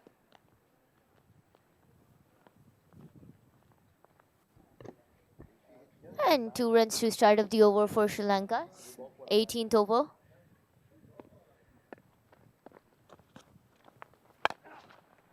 One. Oh, that's punched away once again in the air. Attempted an aerial route this time, adopted an aerial route, Rajiv. But at the same time, he was very considerate of its surroundings as well, and he played a very, I'd say, mature knock there, Rajiv. He's currently the last man standing for Sri Lanka. If not the last man, then the man of the hour for Sri Lanka.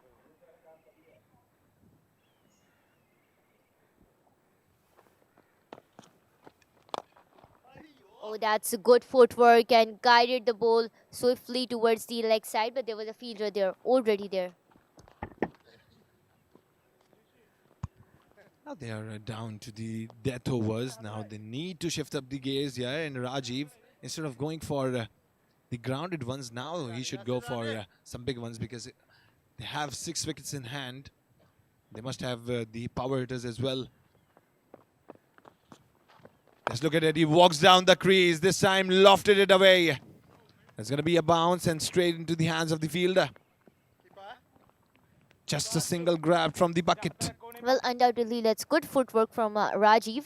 But you also have to be considerate that there's going to be a point when you're going to fall victim and be tricked by the bowler. Especially when Ramanan is intentionally, purposely pitching it so outside of the off stump. There has to be no other explanation but the fact that he is trying to trick Rajiv. And if Rajiv, although it's really good to have that footwork to, come a few steps ahead. See, this is what I was worried about. This is what I was worried about. And this is what Ramanan had been trying, but it was a very close. And it's gone.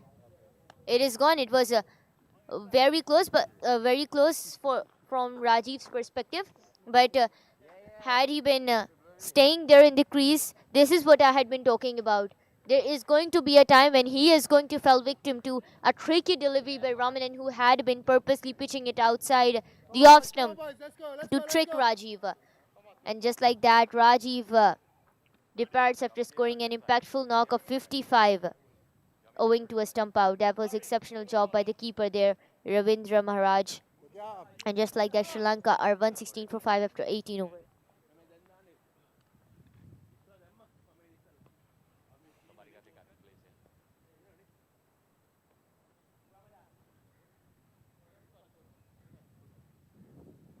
Come guys, let's go boys, let's go, let's change quick.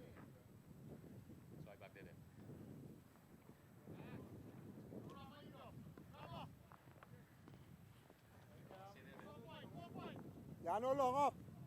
Yeah, no long on, sorry. Larry, no long on, no long on.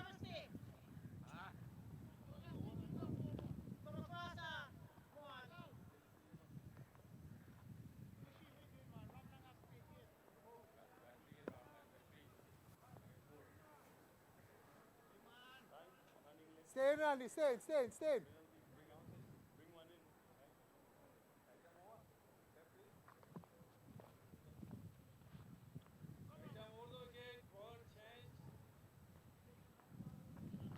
Yeah, no point, eh? Go point that, man. Lamas, go shot it. Come around, man. Follow me, watch me. Come. Come again.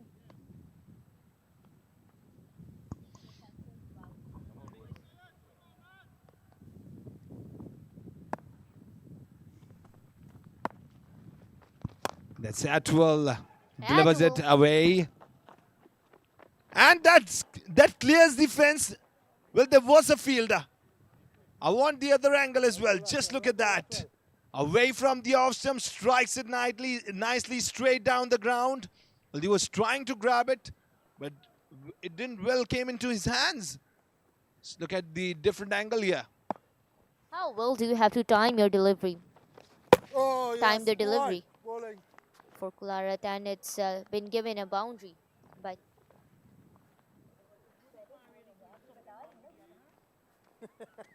and it's been given an out by the umpire. It was given a boundary before this ball. Kularat wanted to play it high and wanted to adopt an aerial route for that, but he couldn't judge that ball perfectly. And that's it. That's what happens when you attack the mid and leg stump. Caught by Atwell, Anthony Atwell, and the first hook up by I was to appeal go partners Atwell and his scorecard by. Pick up everything. And well, Roman is the man in. Hey, one. Hey, Mohan. Stay there and left hand.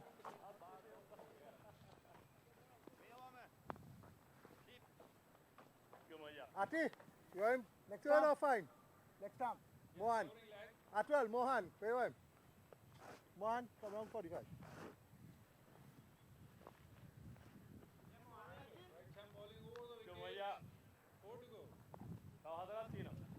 And that was the mid stump that was targeted by Atwell. Couldn't judge it properly. Kolara. Mohan is in. Strong appeal. The umpire says no. It wasn't convincing enough. Well, I can say it is a good decision from my perspective because the stumps were exposed and it was just going behind the leg stump. A good decision made by umpire from my perspective here. If I talk about Atwell, he is now he wants a review. Well, he has an incredible economy, 3.0. That's incredible footwork by Vikrama, and he wanted to loft it away towards the leg side, but the West Indian fielder said no, not today. They've been very good with their football practice as well, and it's very evident. That's Larry Babs. He enjoys these kinds of saves here in the field. He always does the footwork. He's pretty much good with the football. Well, Larry Babb has his height to rescue as well. And Atwell is still recovering from that injury scare earlier on. It struck his right wrist there. And it's his bowling arm, and his forearm is in too much of pain. It just struck on his wrist. Mid stump this time. It was the ball was soft, the ball was low, and you have the pitch to be credited for it. And Atwell judged it pretty well. Well, I think he has taken his notes from that thrilling last over yesterday against Zimbabwe, where he was targeting the off stump yet time and time again, and without incorporating any change in the pace. Now he's delivering some pace of deliveries, and it's working out for him. Did you see that? He's in so much of pain still, delivering it quite nicely in the line. He's having a good amount of turn as well. He's utilizing the pitch, but his bowling arm... And that is why he is relying mostly on the slower ones rather than proper spin. And that's been given a wide by the umpire.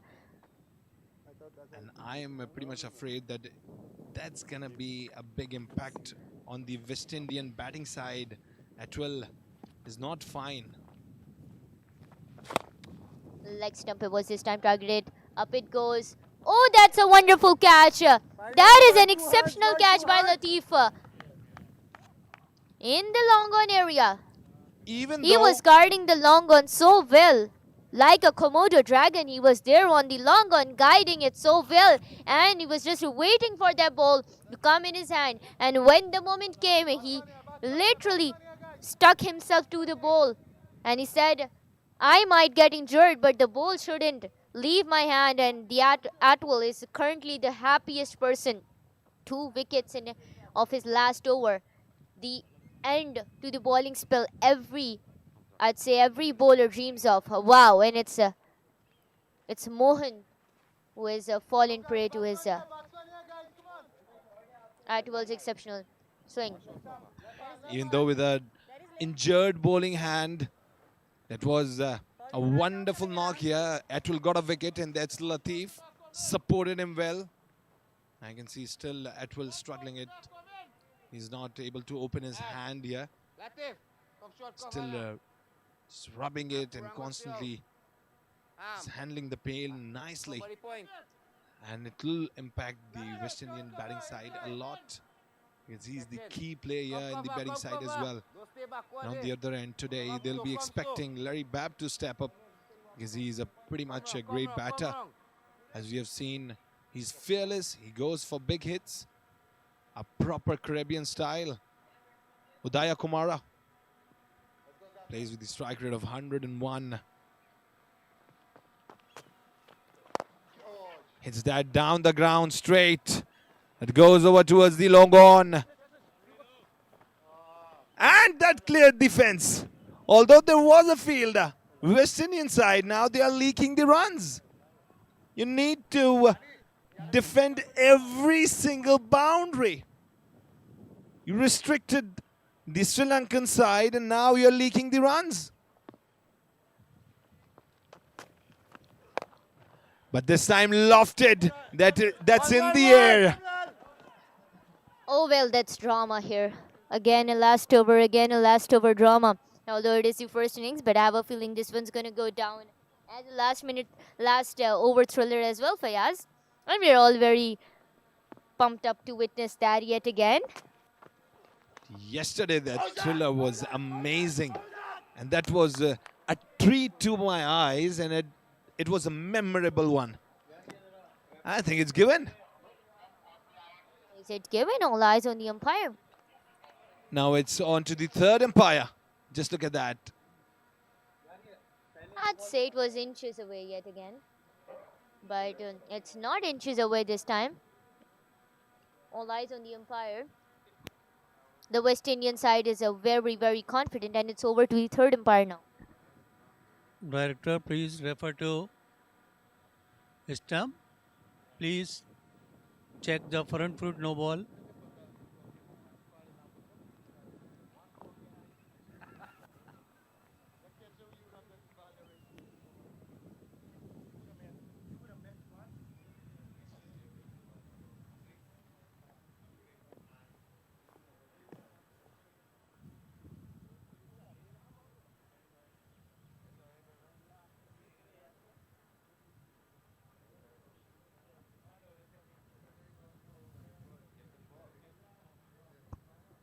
Okay, fine. Next to side down camera.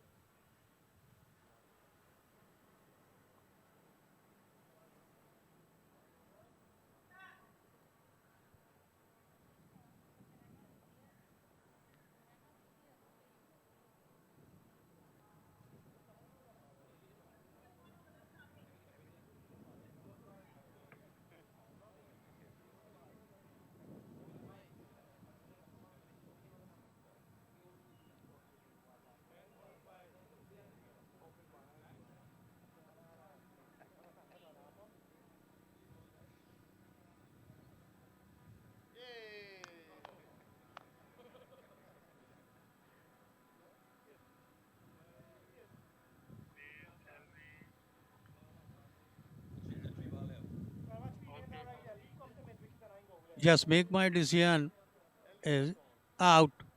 Repeat, out.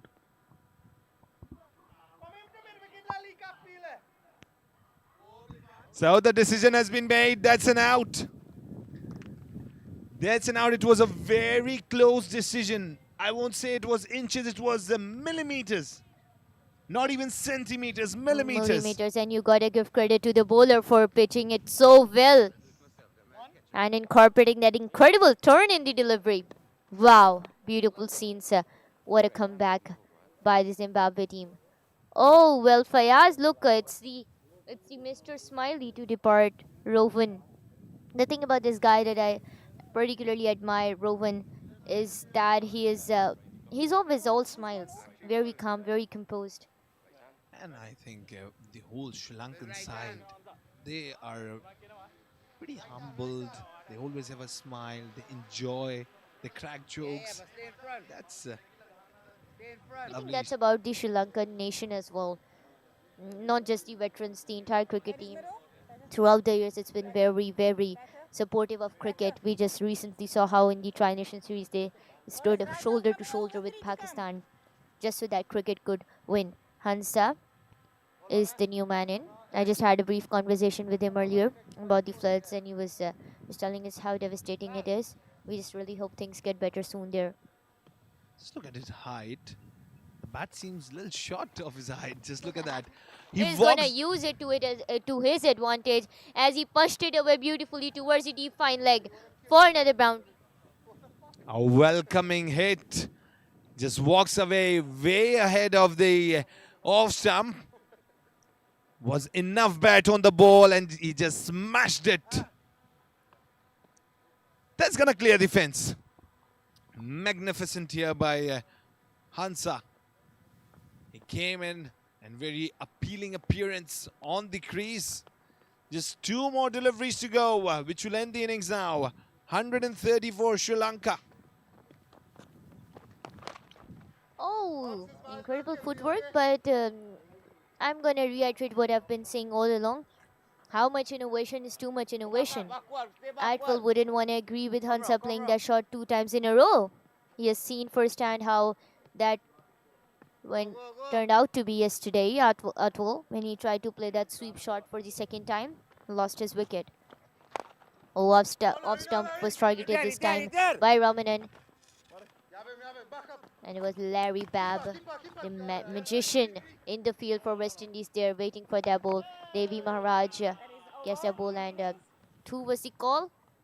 But the non-strikers batter said no, not today. And that's the end of the first innings. So the innings ended on 136. West Indies now need 137 to win this game. And second innings will be a little thriller because we know the Caribbean batters, they are not going for singles and doubles. They are pretty much aggressive from the start. And we have seen in the previous games as well, West Indies, they love to play the lofted ones. They love to put on entertainment for the crowd and for the people watching it live, the fans. And that's early in the morning in West Indies. The fans will be enjoying a lot. And that was pretty decent innings, I would say. Not pretty much ace, but not very cheap at all. So Rajiv scored 55 of 43. Sampath 24 of 19. Fernando on a golden duck. And then Rodrigo with 8 in 22. Sipala 8 and 9. Kularatna 23 and 17. Prema Tilaka on a golden duck. And that was the middle holder with a wicket. And Atwell, although with the injured hand, managed to take 3 wickets. An economy of 3.50. Amazing. And then Ramanan with 2. So 136 made, 137 to be made in the second innings. And it was pretty much a controlled bowling innings, I would say, by West Indies, because just 4 extras of it. Won the toss, elected to bowl first and delivered. 136 made and 137 to be made. And we'll be back shortly with the second innings. Till then, it's an inning break. Stay tuned.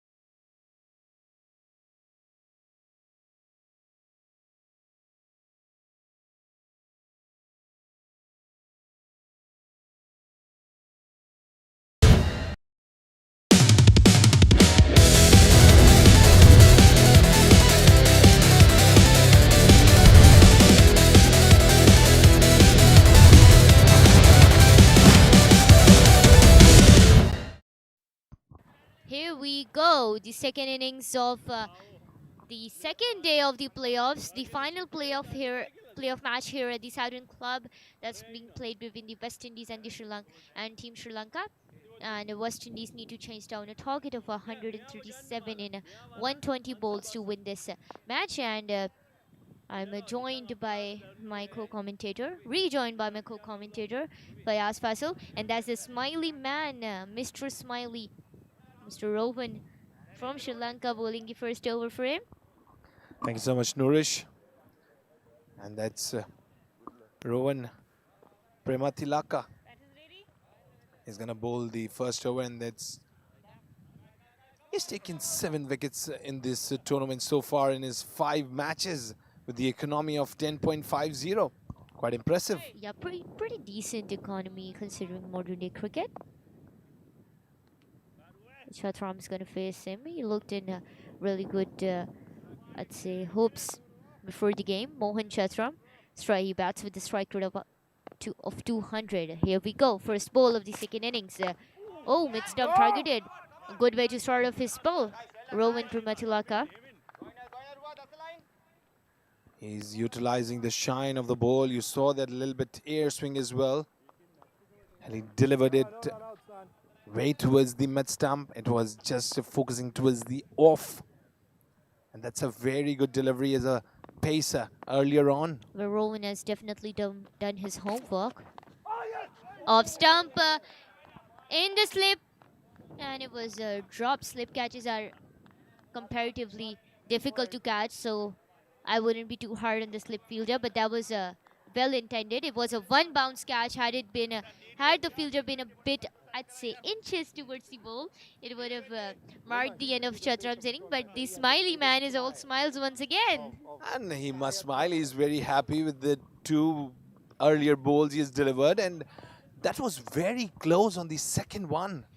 Well, he's definitely taken notes from the previous innings. He knows that he has to stay far away from the off stump, and that's why he's targeting the mid stump. And we can see a clear plan from Sri Lanka here, which is that they have to target the power play, and they have to bag at least 3 to 4 wickets. When we were having a chat with them earlier during the innings break, they were eyeing 3 to 4 wickets in the power play. And they anyhow need wickets in the power play. They need to restrict them in the power play. No boundary should be scored here if I talk about from the perspective of Sri Lanka. Just look at that this time. It was a tilted bat and it just went towards the backward point. The fielder there got it quite nicely. Well, a slip is placed, and I can expect Rowan, when he's bowling onto the stumps, he's going to go outside the off stump where he can find a little nick and he can get that man Chatram out. And that's a very good strategy, good mindset by Sri Lanka, very much attacking from the very first over. And this is how they are eyeing for wickets in the power play.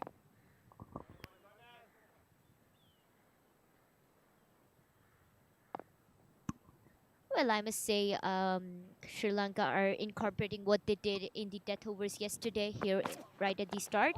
And it was the mid-stump once again. How close was that? And I am very right to reiterate the word that I've been using. It was inches away from the stumps at this point. But that meat of the bat saved that inches. And it's becoming a bone in the epiglottis for the batters. So it's a very well, executed delivery by Rowan. He's read the bit so well, did his homework so well, and he's in with the proper plan. Yesterday, correct me if I'm wrong, but you didn't bowl yesterday. Yes, he didn't. A very good over. Very good over. Starting off with a maid in Sri Lanka. Now they ran for it, but I think it's a very good over to start in the power play. That's just grabbing the West Indian side from their glotty. Now that's another addition. First over gone, 1 for none.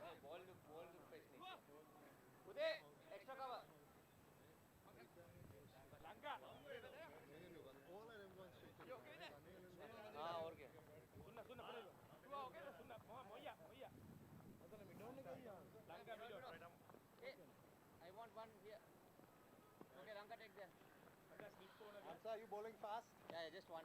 See, it's coming. Next.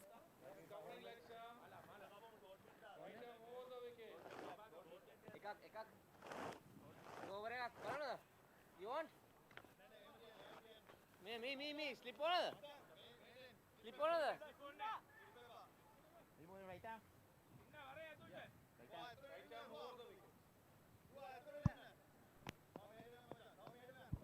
Vijaya Sundara is the new bowler in. Hansa Vijaya Sundara. Well, if there's something about Hansa and Ruvan, it is that they have their height to their advantage. And well, he's going to target that mid stump. He should target that mid stump yet again. Oh, he targeted the off stump and oh, that's gone. It's gone just like that. And that was the entire plot, wasn't it? That's why their fielding was so concentrated inside the circle, Sri Lanka. And there was a fielder waiting on the point position just like that for that ball. And Vijaya Sundara, although I was initially reiterating that he should target the mid stump, but he said, no, not today. Hold my ball. I have a proper plan and I'm going to execute it. And that is why he targeted the off stump. And this is one of those rare instances where I've seen bowlers targeting the off stump and pitching it this away from the off stump, still getting a wicket. So you gotta credit the skipper for exceptional field setting out there.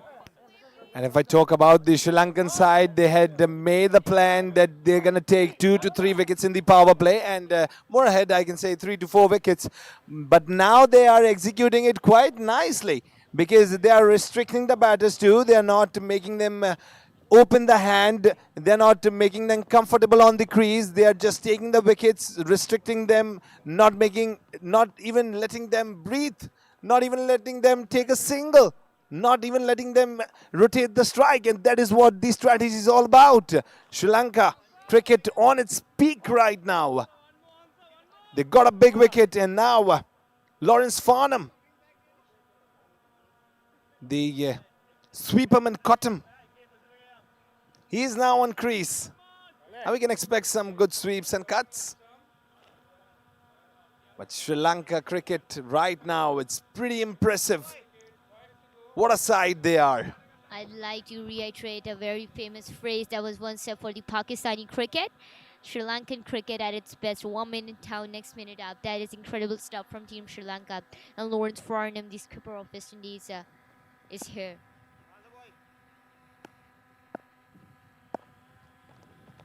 Off stump, point, deep point, and just like that, wanted to bisect it right to the fielder.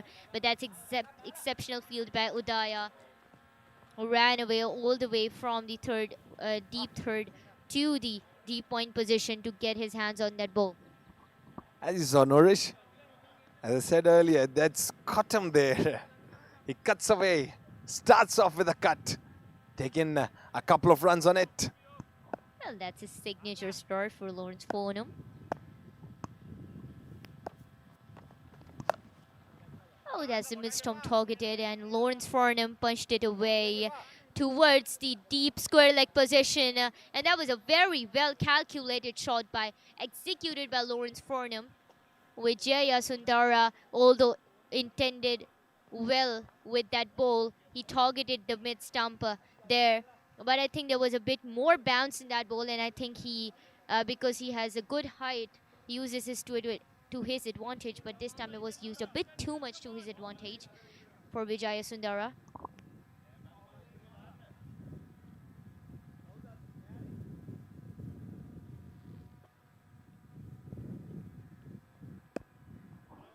Lawrence Farnham.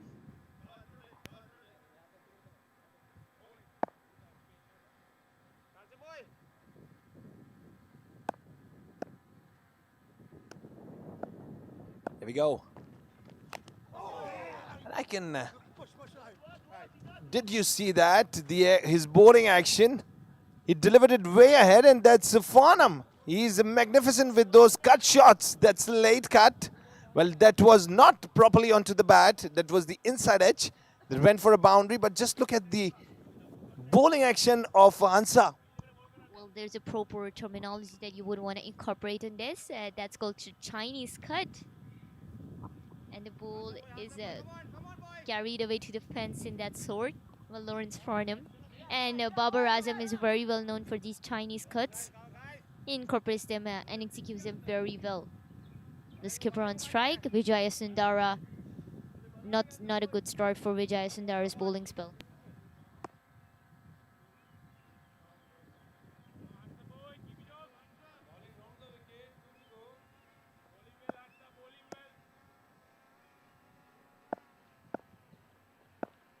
Here we go.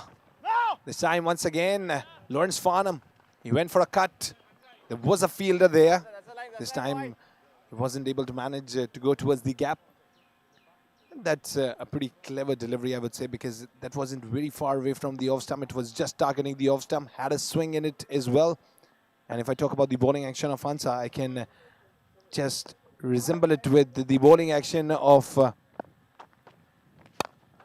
Oh, it was just onto his hands. Well, I'm more concerned about the injury scare there. It happened to Atwell in the first innings, and now it's happened to Hansa. That doesn't look well, but had it been a catch, it would have been a very good catch. Catches intended by the bowlers usually are very difficult to get their hands on. That's Devendra Maharaj. He looked in a really good shape in the first innings, behind the stumps as well, and now he's decided to take charge with the bat. And just like that, end of 2 overs in West Indies are 11 for 1.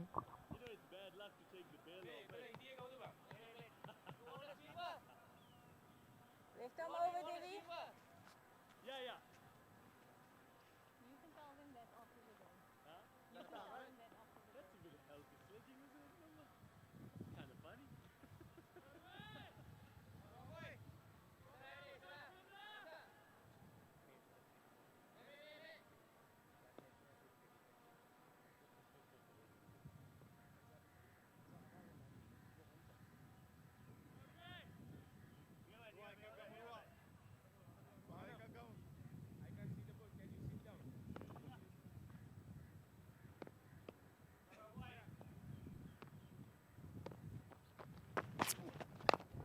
Run once again. This time goes hard on the ball. Devendra Maharaj pulls it away down the ground. The fielder is running after the ball. That's the outfield. Went much in the favor for Sri Lankan side. That will be a quick couple of runs. Well, I can say that Devendra Maharaj, he'll get much of a confidence because Lawrence Farnham, he's anchoring the innings there, standing on the known striker. And he supports his player a lot. I've seen a good captaincy mindset of Lawrence Farnham.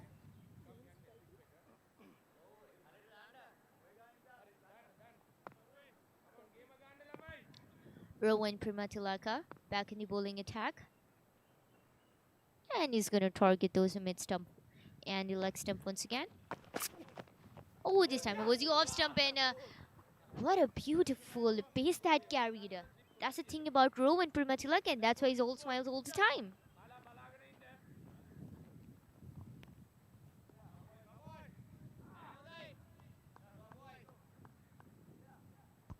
Well, that's a very beautiful view of the South End Club, right in the heart of Karachi.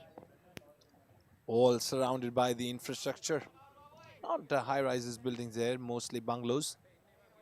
It's a posh area of Karachi.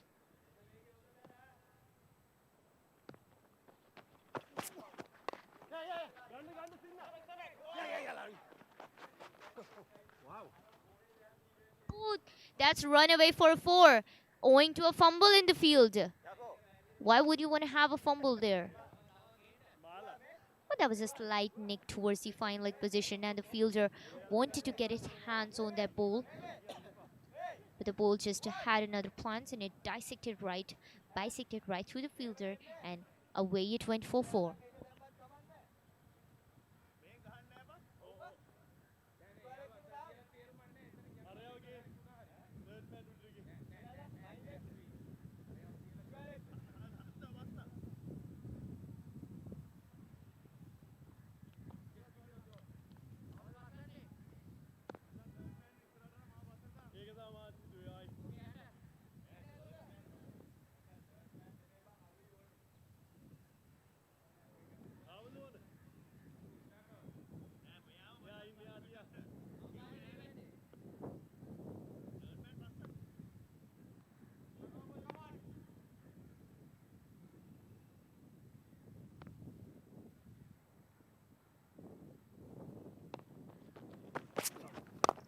Once again, that was away from the off stump, but this time a quicker one, a lower full toss. Well, it was onto the middle part of the bat, but he went for a half it. He didn't went for the lofted one, Devendra Maharaj. Well, I think it's a good strategy because when you're going for these kinds of hits, you should be mindful that they are pitching it into your favor. That was the full toss. That is why it just went it down the ground. Oh, that was pitched away from the off stump this time and driven towards the offside once again by Lawrence Farnham. Or Devendra Maharaj, I'd say, in an attempt to buy him enough time to run between the wickets, and he succeeded in that as they've got another run on board. Well, they've definitely taken their notes from the game against Zimbabwe yesterday, when Saad Khan was relying heavily on running between the wickets and rotating the strike, and as a result, wanted runs on board. I think in the earlier 2 overs, Sri Lanka were pretty much amazing with the ball. This over kind of gave a breakthrough to the West Indian side, and especially Lawrence Farnham. After he came in, scored 2 boundaries there, and then Devendra Maharaj, he stepped up, and just look at that, how nicely he has driven it straight into the hands of the fielder. Well, let's say Sri Lanka are 3 wickets away from getting their target of bagging 4 wickets in the power play. That was their target, and they're halfway through the power play. 3 overs gone. West Indies are 19 for the loss of 1.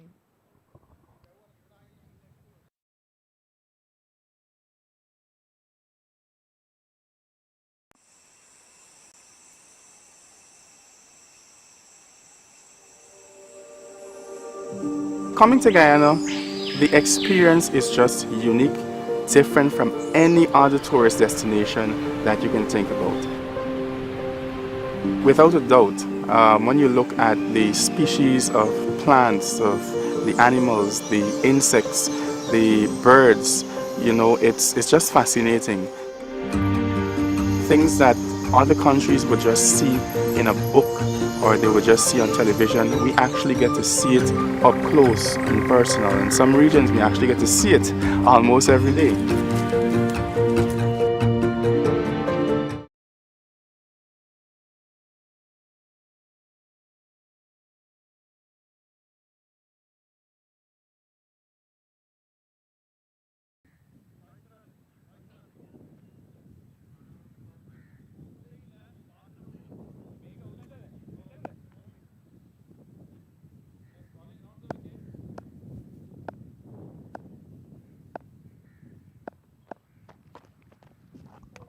Oh, away from the off stump.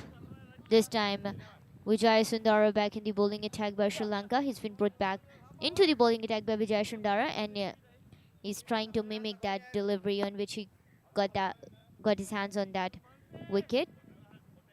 But, I mean, there's a very fine line that stands between being very predictable and being innovative. Oh, that was pitched in line beautifully. And that's exceptional fielding once again in the circle by Sri Lanka.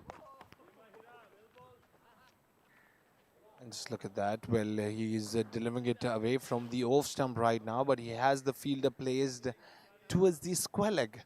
And if I talk about the field at the point, there is a fielder at the deep point. Covers and extra covers is completely empty. You have to be mindful that you are bowling to a batter who is pretty much enjoys to play towards the covers or extra covers. He enjoys to play towards the cuts. He enjoys to play cuts as well towards the point. But I think when you're delivering it towards the offside, you must have the fielder towards the covers because it's the favorite area of the left-handers.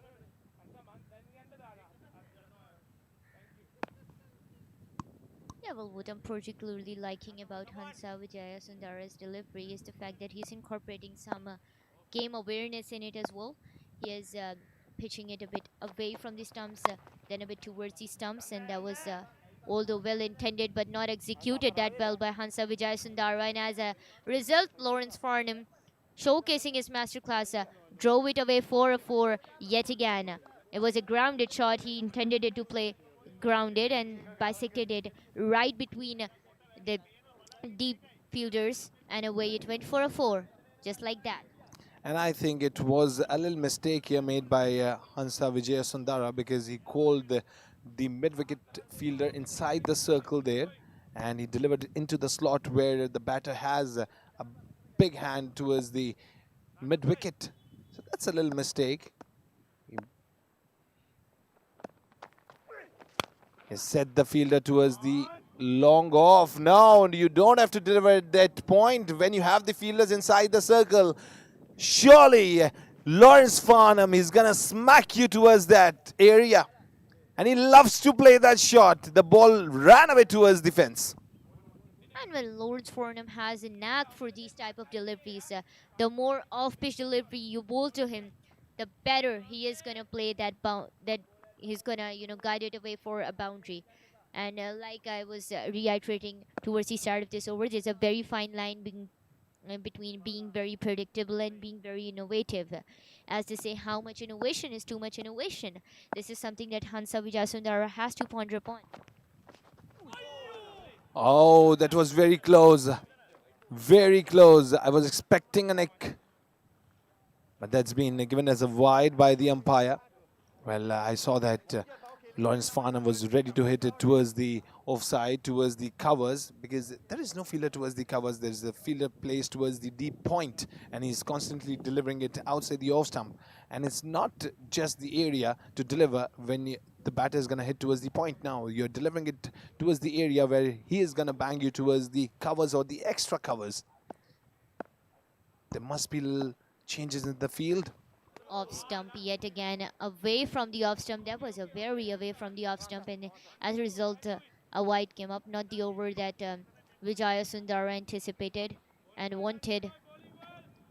Of course, having two boundaries in an over, especially when you're defending a low target as low as that of 137, that is not very feasible for you.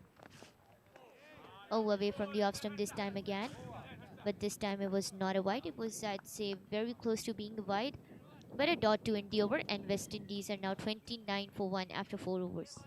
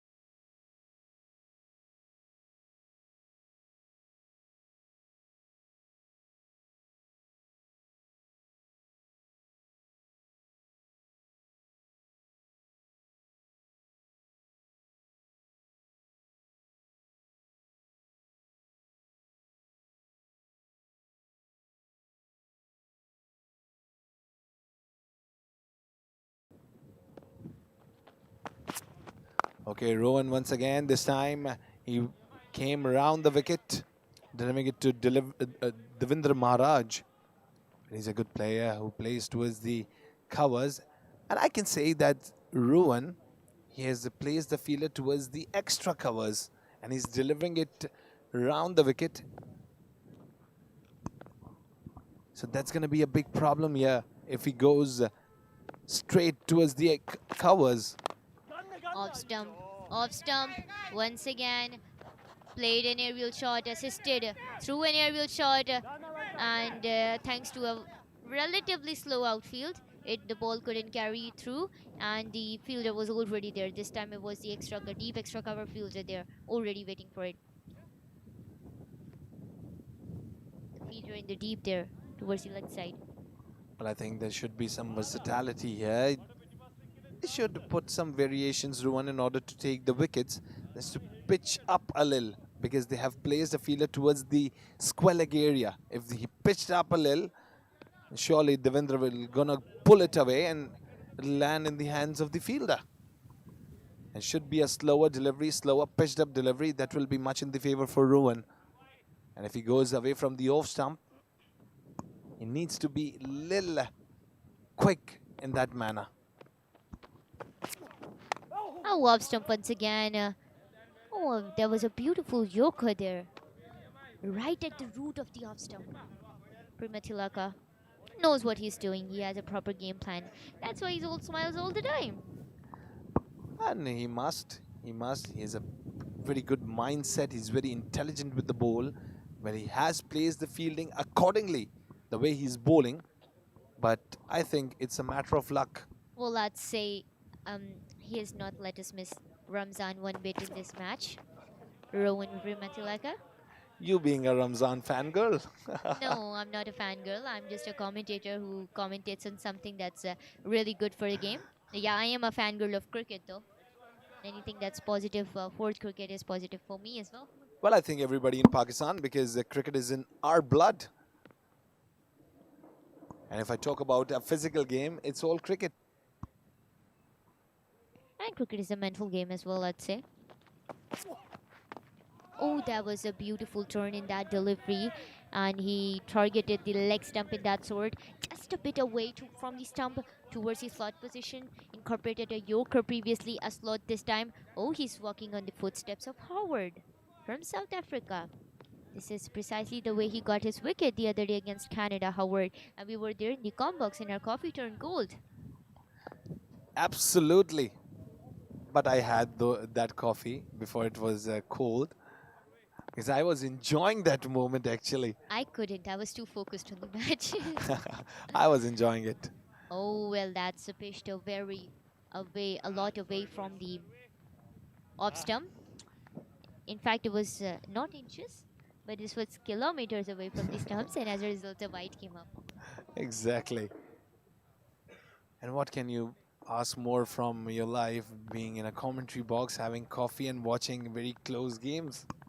Close games are always the most fun to commentate on. They're standout in commentary, especially when the game is on the verge of going down in the super over.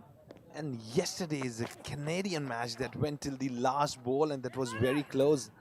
I loved it. Oh, there was a fielder that had an 11th hour save there for Team Sri Lanka. Well, I think he ran almost 30 meters. That's great. He was sprinting and he was able to grab it just at the brink. Well, he definitely had taken his notes from Abdur Razak, who has a knack for fitness for Team Pakistan. As we have seen how Team Pakistan has incredibly stepped up. They are going into the final unbeaten. But that's also a matter of concern, Fayaz. Cricket tells us, history tells us any team who goes unbeaten in the final, in the semi-final, really gets not such a pleasant day in the final. And it took me back to 2021 T20 World Cup. It was played in UAE. Pakistan went into the semi-final unbeaten, and it was Matthew Wade who kind of shattered our hopes for the final there. 3 full tosses, they still haunt me to this day. Oh, absolutely. You are still taking me back to that match. That's too sad to hear. Okay. Well, if I say that yesterday I was sharing the commentary box with Sultan Malik, he said that cricket is a funny game. Anything could happen at any moment. 5 was gone, 34 for 1.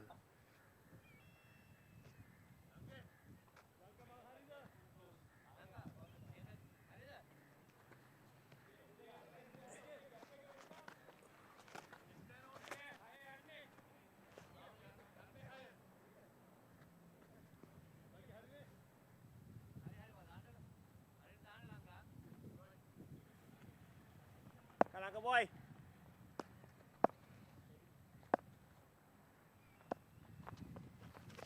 Oh.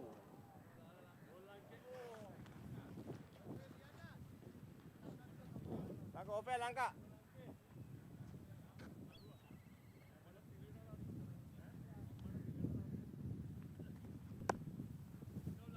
Kalangka boy.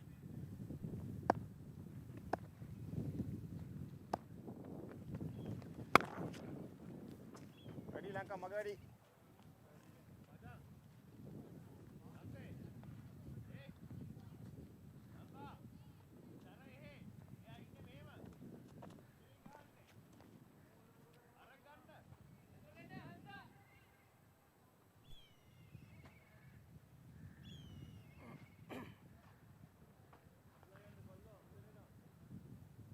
well too. Yeah.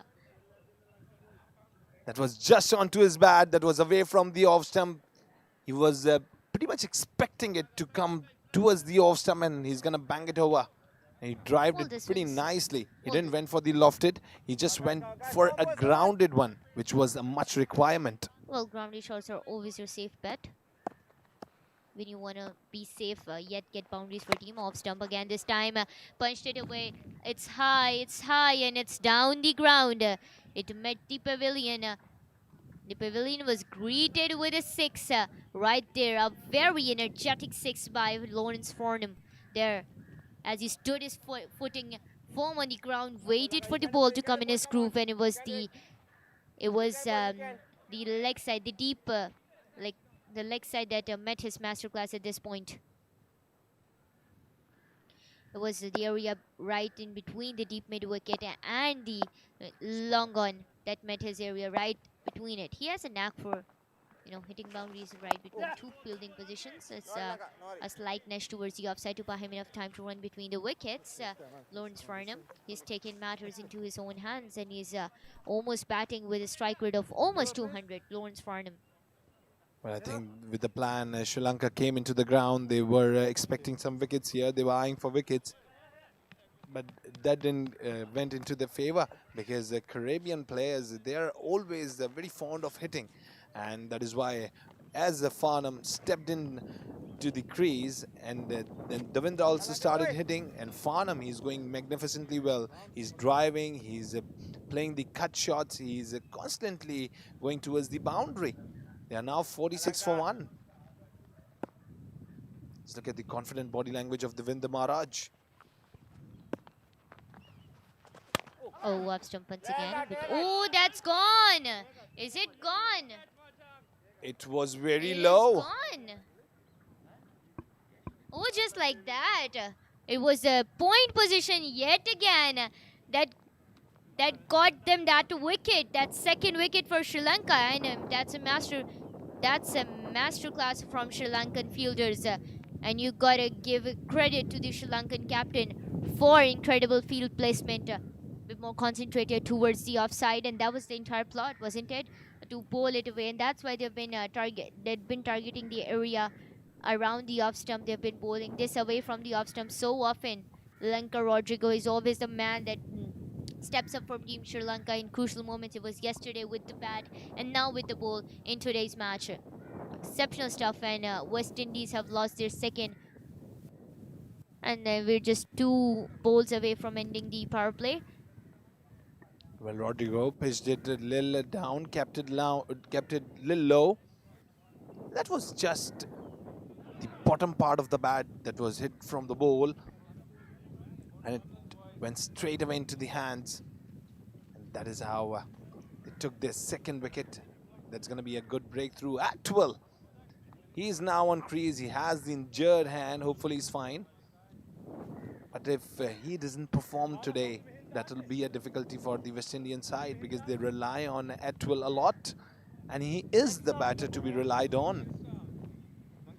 He's magnificent with the ball. Today he has taken 3 wickets. He always takes the guard with those bails. Drill it in the pitch, and then he takes a firm guard so that he would get a good grip with those spikes. Getting ready here. They are on 46, last 2 deliveries to go, which will end the power play. That's Rodrigo Lanka, got a wicket.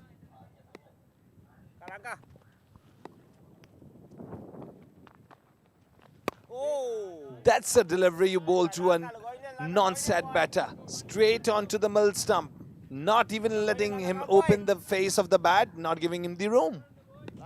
And that's the delivery you would want to bowl to a right-hander as well, Lanka Rodrigo. Oh, mid-stump targeted once again.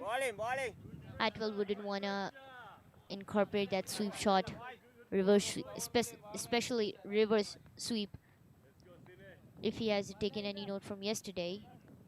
Well, right then, so that's the end of the power play, and West Indies have 46 for 2.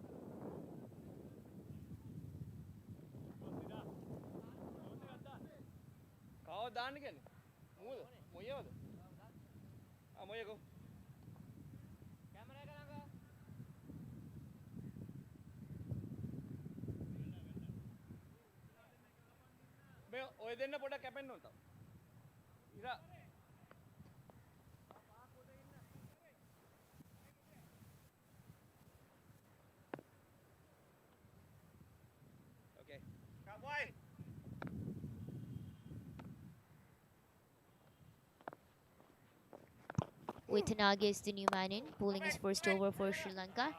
And it was guided away towards the offside yet again by Lawrence Farnham, who is currently standing at 30 of 15. And he's eyeing that 50.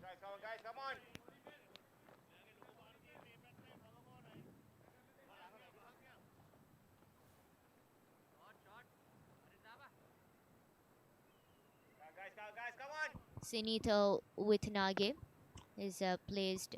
He's played 7 matches so far and picked up 6 wickets in it. One of the most decent bowlers. Oh, away from the off stump once again, and with a feeder there. Well, I mean, they did take their notes from yesterday's match against Canada, Sri Lanka. They were very good in the death overs, I'd say, and they're trying to mimic that performance in the power play, which is good. You need a solid, stable start to carry that momentum through.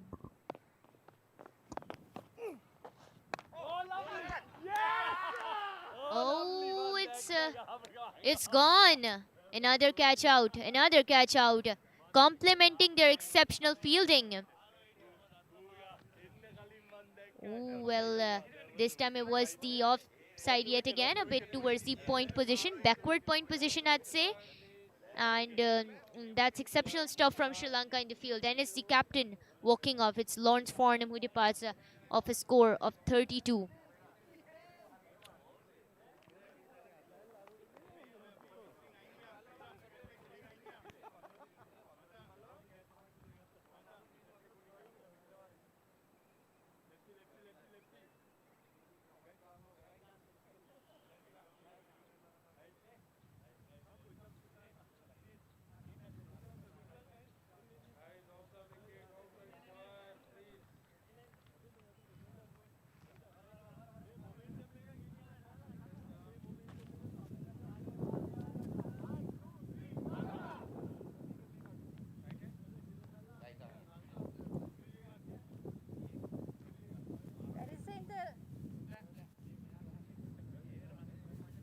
Bowlers left arm. That is leg. Bowlers left arm coming through in a round 3 to come.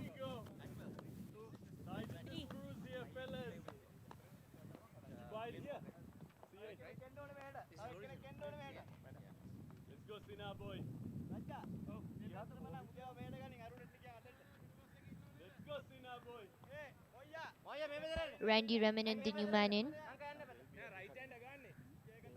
West Indies. He was a very reliant batter yesterday for West Indies. Now we're all very pumped up to see how he performs today. In fact, not us, the West Indian dugout. They would be looking forward to him and Atwell getting a good partnership there.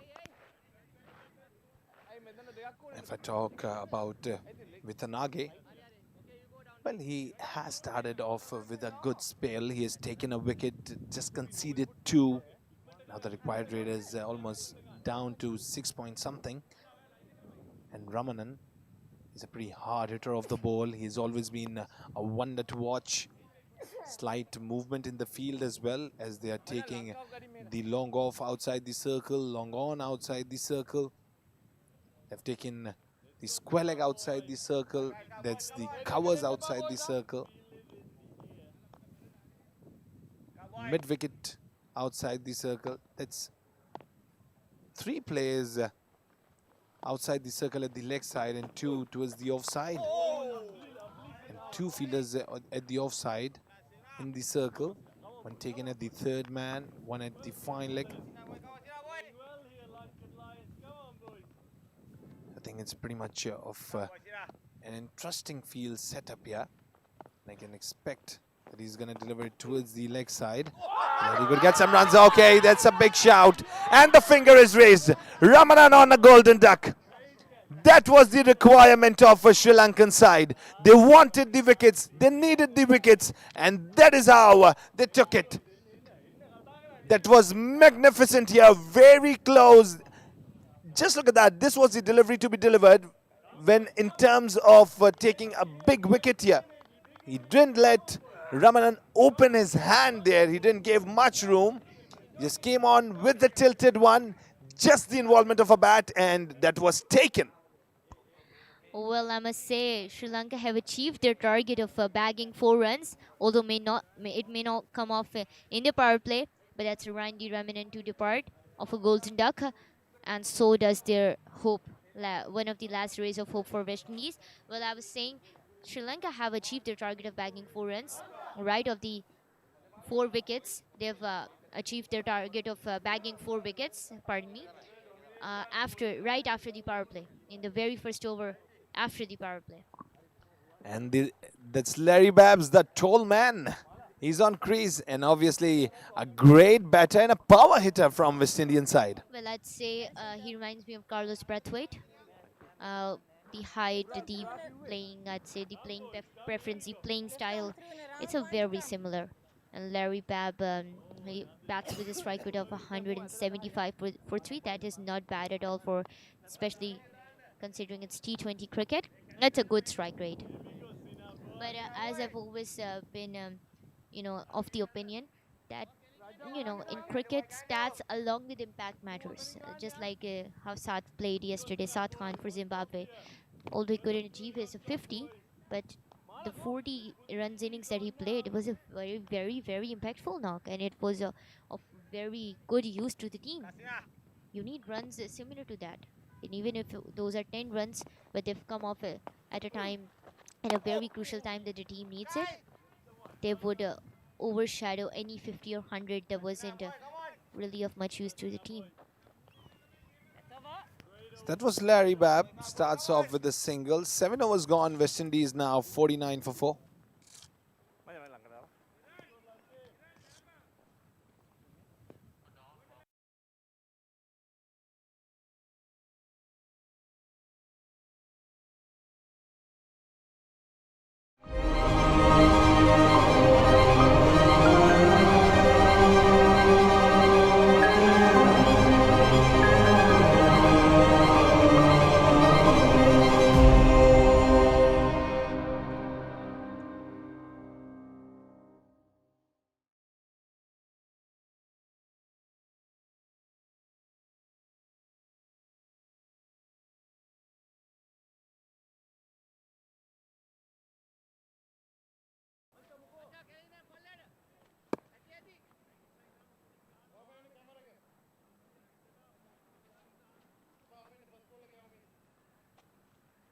Come boys, come on!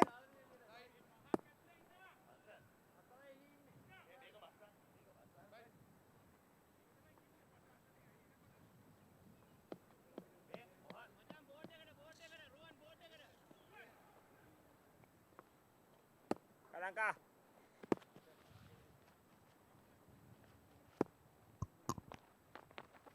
Lanka Rodrigo back again in the bowler's second over. What a start to his over.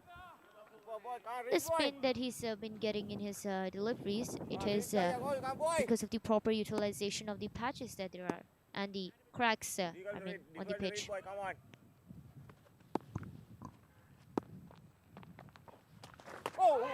Larry Babb wanted to loft it away towards the offside, but the low pace in the ball didn't allow him to, and as a result, Lanka Rodrigo has another dot in the bag for him.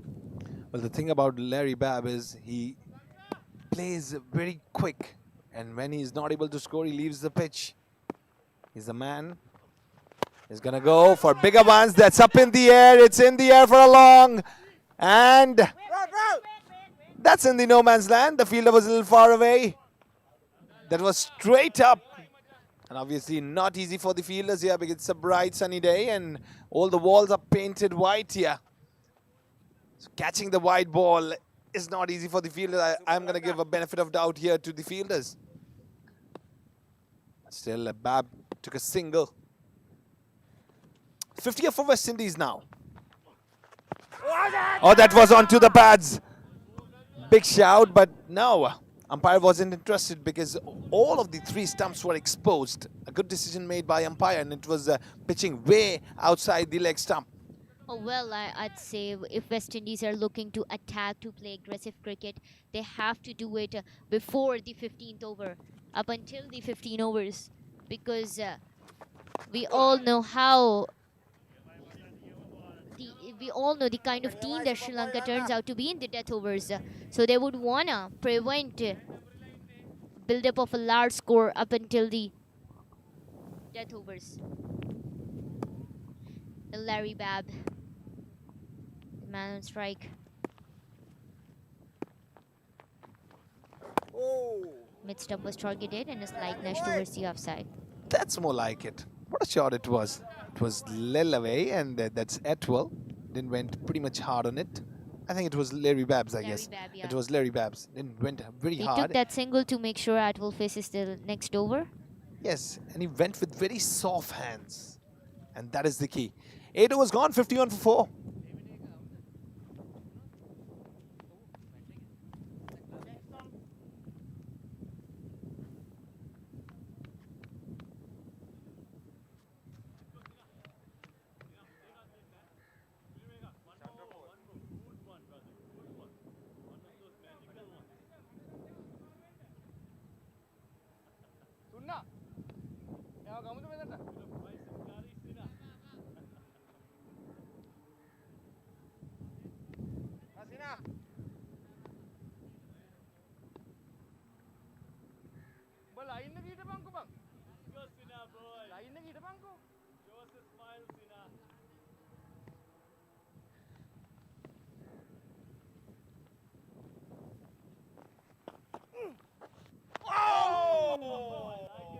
That was away from the off stump with an Age. Well, he has delivered his first over quite nice. 3 conceded, taken 2 wickets in that over. And that is almost a bone-crushing over for West Indies. The 2 main batters, and especially their captain, Lawrence Farnham, he departed.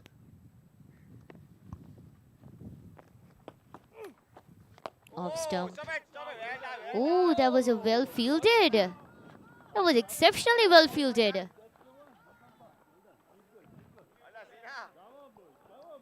And that's Rowan. Came with a friendly gesture, gave a great hug. My boy, you are doing well. You should do good. Didn't I tell you he's a replica of Ramzan? And kept in terms of lifting his teammates up. I second to you. Indeed he is. But he came way outside and then he went for a sweep. That's just Nyan. That is a boundary, I think. That is a boundary. That was very close. Just look at the replay. Well, that was on to his foot first. Then once again, it was lifted up by the back foot and it rolled away towards the rope. I think it's touched. It is, yeah, It is touched. It's very close, and it has touched. But you got to applaud the effort there in the field. Now And that's Atwell incorporated a sweep there. Ooh, wanted to play it, drive it a bit towards the offside.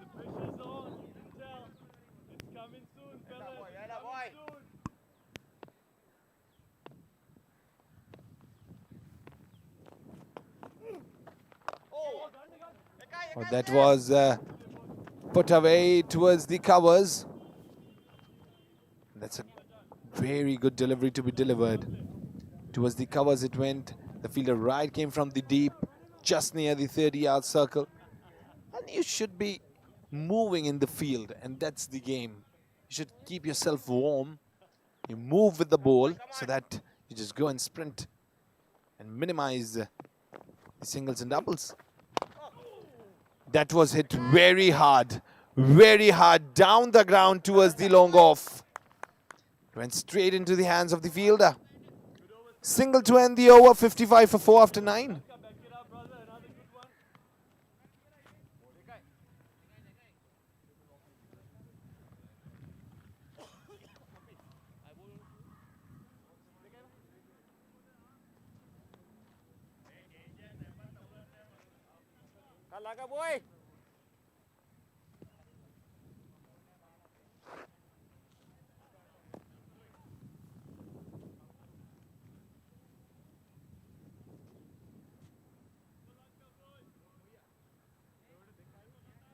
Come on, boy, come on, boy, come on, Lanka, boy, come on. Candy, boy, candy, boy, candy.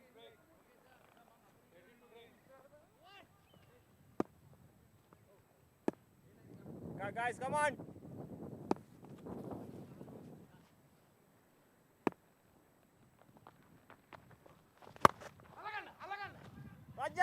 Oh, that's up in the air, but that's going to clear the fence. It was just near the rope, just rolling away towards the commentary box. Well, I think Larry Babb, you wouldn't want to bowl this soft to Larry Babb, Lanka Rodrigo. I understand the game plan here for Lanka Rodrigo, but I think it's been given a 6 right there. And I think when it comes to Larry Babb, you would want to bowl a bit away from the stump, probably incorporate mid of the. Let's see. It's gone up in the air, up in the air. Oh, it's taken. It's taken. And I think they heard me. They did hear me. Rodrigo was looking for that change of pace a bit off pitched. It was the off stump once again, and that's gone just like that. It was towards the third, slightly towards the third man, that man there, and it's gone. It was high, carried a lot of height. That shot wasn't executed well, not timed well, and as a result, Larry Babb and precisely the backbone of West Indian batting lineup departs of an innings of 9 runs. And I think Fayaz, this is the first match, the first team that has, gotten wickets of targeting the off stump. Before them, the off stump has proven to be your favorite bone in the epiglottis for a lot of teams. Yeah, I second to that. And if I talk about Larry Babb, he was going pretty much hard on the ball. And as I've mentioned earlier, Larry Babbs likes to go very quick onto the field, very quick onto the bat, and then he just goes for bigger ones. Once he hits it, it's in his favor. He's going to stay on the crease, or else he's going to give you a catch and he's going to go back. And that is what Larry Babb did today as well. That was the back part of the bat because he went with the tilted one. It wasn't onto the bat quite nicely.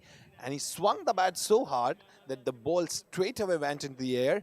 And that was a lovely catch taken. And that is how you take big wickets just like Larry Babb. And that's Latif now. Latif now on crease. 61 for 5, 9.2, almost halfway down West Indies. Well, I wouldn't celebrate it too early as long as you have Atwell on the crease. But just, looking at it from the perspective of the West Indies, Atwell really needs to incorporate some maturity in his batting, which he has the potential to. He just needs to control his nerves, calm his mind at this point.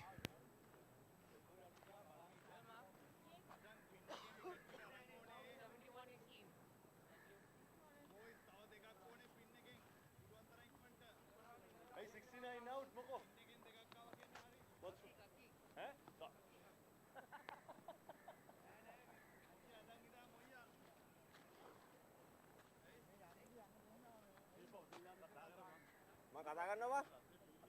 Mau katakan no?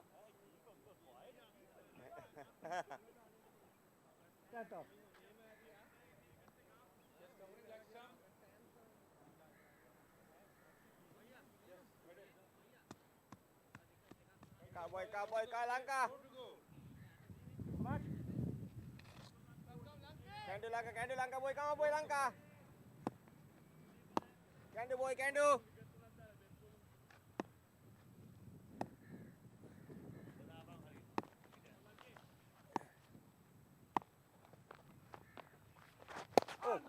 Oh, that was swinging on towards the middle stump. That was a little fumble in the field.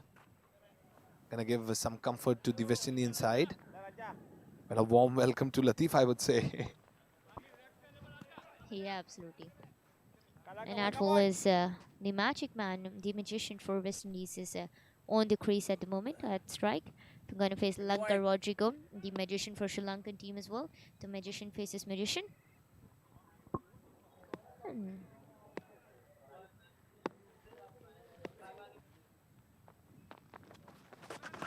Oh, a few steps ahead. And there was a scare of a stump out.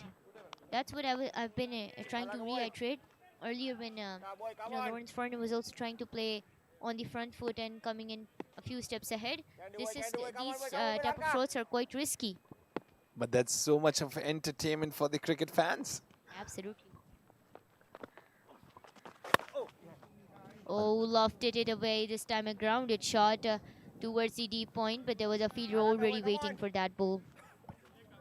Well, Atwell likes to cut away the ball where he's getting a ball towards the offside where there is a gap in the field. And mainly if I talk about the Atwell style, he's pretty much aggressive with the bat always. But today, because of his wrist injury, he's been a little, he's playing a little on the back foot there. He's not going pretty much hard on the ball so that he could get much pressure on his right arm, because just look at that. Once there's a break, there's always Atwell. He's going for his arm. West Indies halfway down, 64 for 5.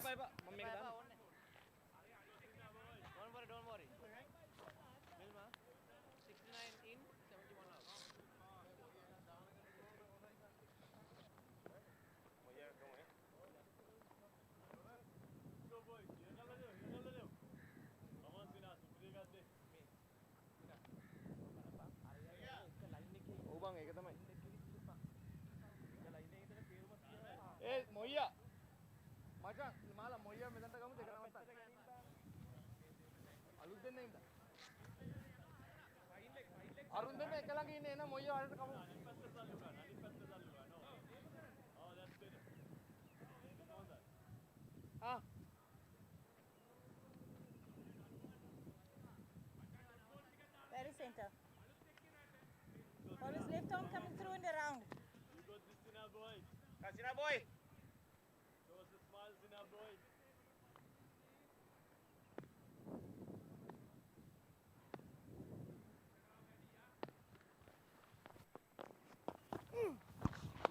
Oh, away from the off stump. Oh, that was close. But what an incredible effort in the field. Sri Lanka are a different breed today. I am witnessing, I'd say, a replica of the way they perform in Asia Cups. They're a different breed in Asia Cup and they are a different breed now as well. That is scintillating. That is scintillating efforts in the field by Team Sri Lanka. And I was still in the zone. It was very close to his hands.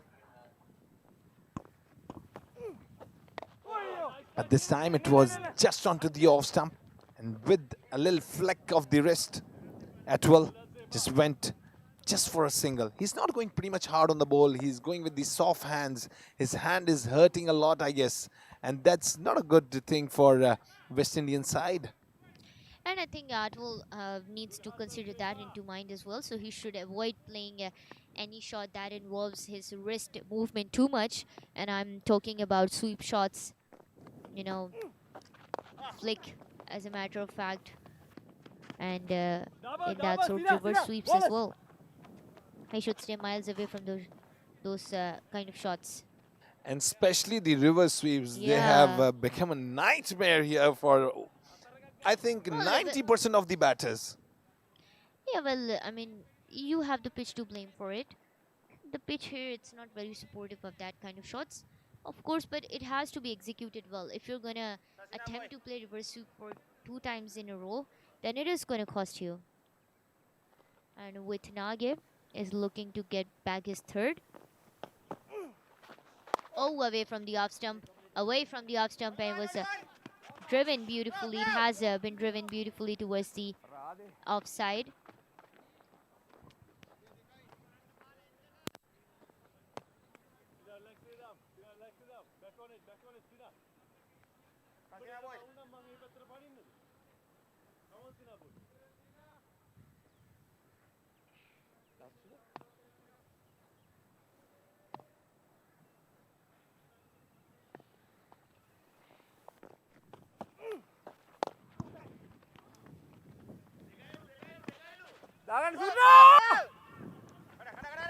Oh, chance of a run out. It was the fielder was in, and he's not happy with that throw. Sinet with an Sinet with an Age.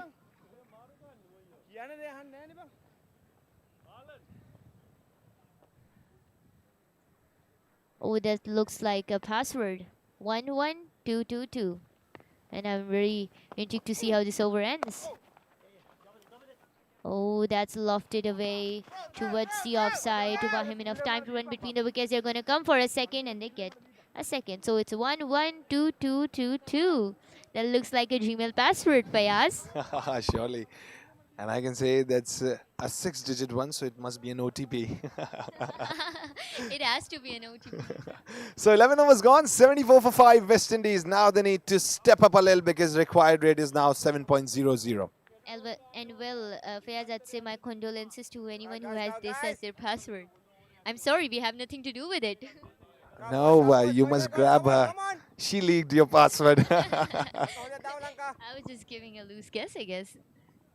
Comparison warm graph, and Sri Lanka are slowly getting in on the chase now, and West Indies are slowly getting on the chase now. And Sri Lanka really need to pull off a good comeback from here.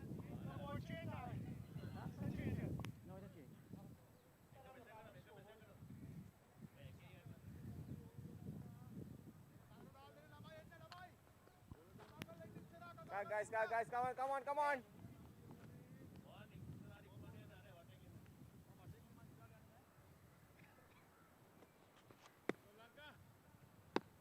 Kalanga boy.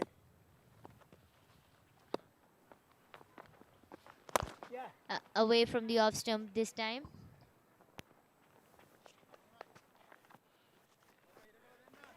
Kalanga hiri langka. Kaboy. Kaboy langka.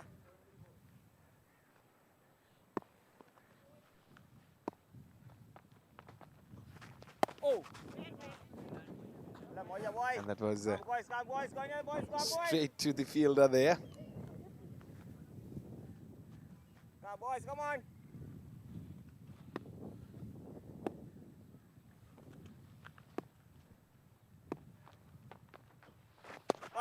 Oh, that was straight onto the middle stump, and that was nicely just pushed away here by Latif.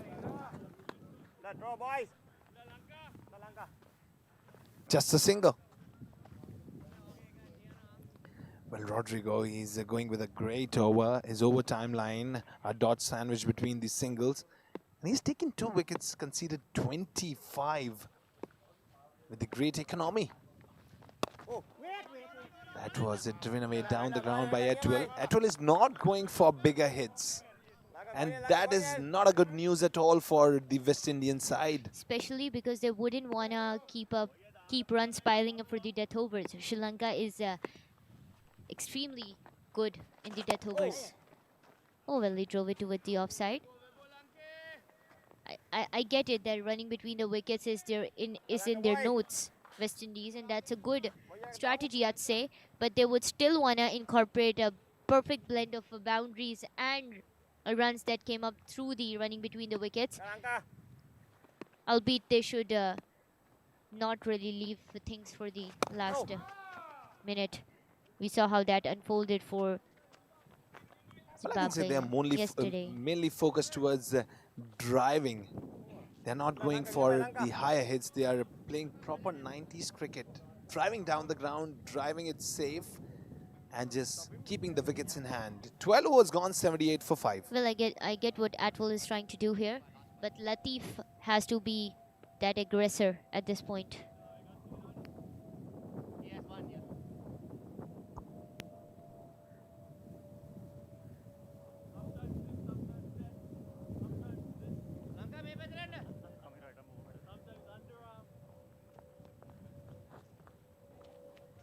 That's his bowling change. Right arm coming over.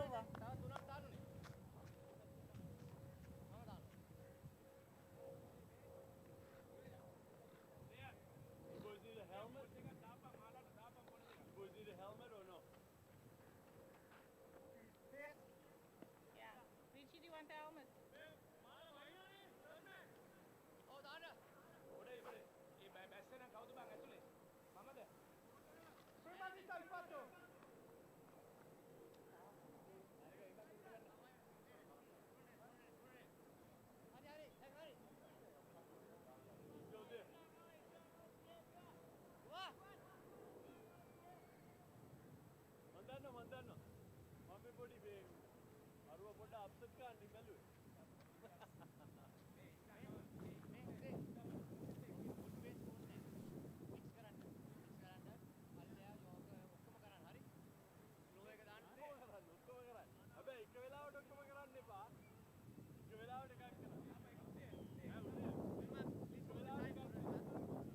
I won't penalize you.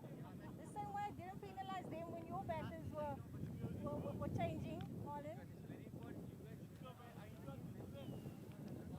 Marlon. Marlon. Marlon.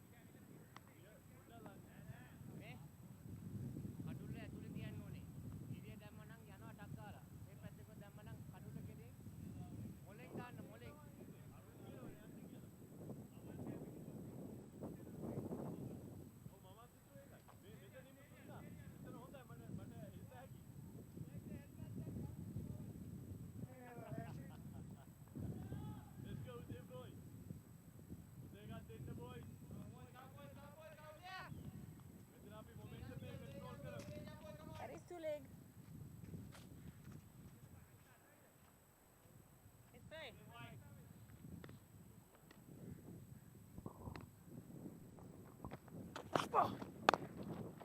Oh, he wanted to play it towards the offside, bisected it right through the fielder. There's a man coming in for that ball, and at the 11th hour, got his hands off the ball.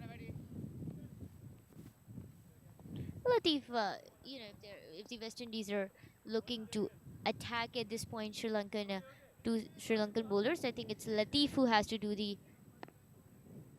take up the role of the aggressive batter, while Atwell should anchor the innings. Did you see that? Lifted up his back foot, and how nicely in a style he manages to just drive it away for just a single. Well, Latif is now enjoying the moment, I would say. Playing those deliveries, and it's very calm and a very peaceful environment here at the South End Club. That's the second last day of the IMC Over 40s T20 World Cup. Straight into the hands of the... Just look at that. He made a fumble, still he's smiling. I knew that's a great thing. Rowan is such a mood. Well, didn't I tell you he's a replica of Ramzan? Absolutely. Absolutely. and love these kind of people who are always smiling, very positive. Oh, There's away from the off stump. And that was an incredible effort in the field. Yet again, an incredible effort in the field. How would you look at that? They've been sensational in the field, Sri Lanka, and that is precisely why I think West Indies shouldn't leave more runs to the death overs. Sri Lanka are a different breed in the death overs. They just step up. They just take a 180-degree turn, and absolutely, restart, refocus, and they come in as a whole different team. absolutely. Walking down the Oh, would you pitch. look at that? Would you look at that? Even the batter is left stunned. Did not expect it to come down to it. But that was exceptional swing, the exceptional turn incorporated in it. That is what happens when, even though you're pitching it a bit outside, you're still being, bowling it away from the stump. And the further away from the stump you're bowling, the further outside of the stump you're bowling. As long as you have that seam incorporated in the bowling, you have a high chance of getting a wicket. And Richard Lateef, not a very happy man, departing after scoring 18 runs of 4.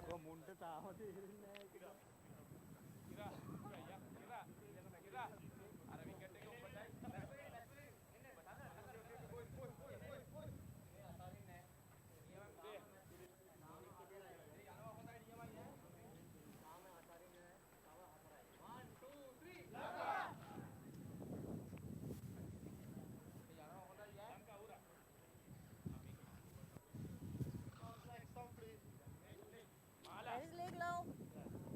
Ratamova want to come.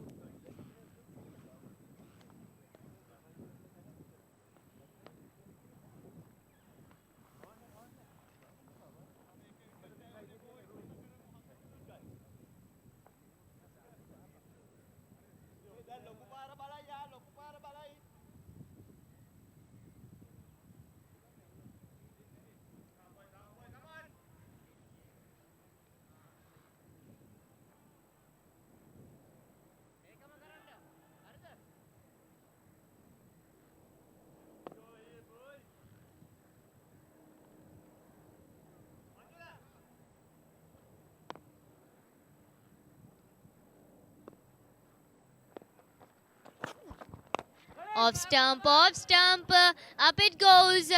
Who's gonna get it? No one's gonna get it. It's gonna greet the stands again for another boundary. And Lal has announced his arrival in the most grand manner. What a start to his innings. Lal, and he went straight away for 6. Kumara is not happy. He wanted to end the over. His first over on a good note. Oh, off stump. Oh, off stump. Why do you reprimand the bowler so much, off stump?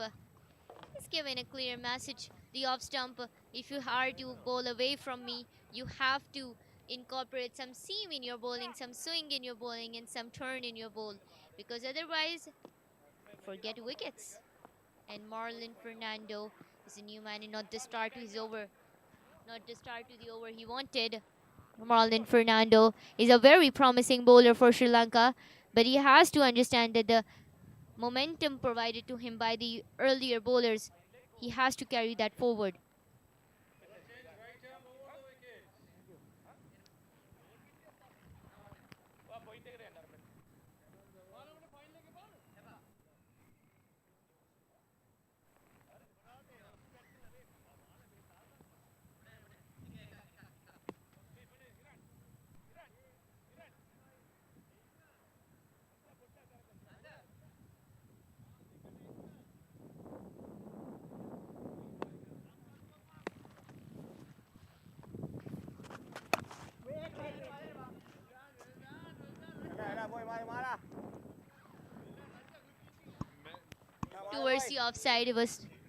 Towards the offside, it was lost.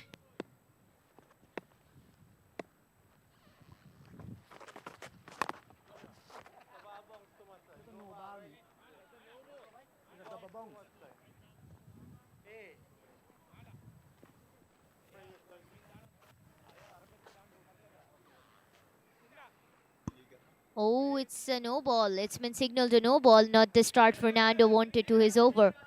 Well, Atwell wanted that rolling delivery to go outside the fence there. I better Was check it? the mic is on.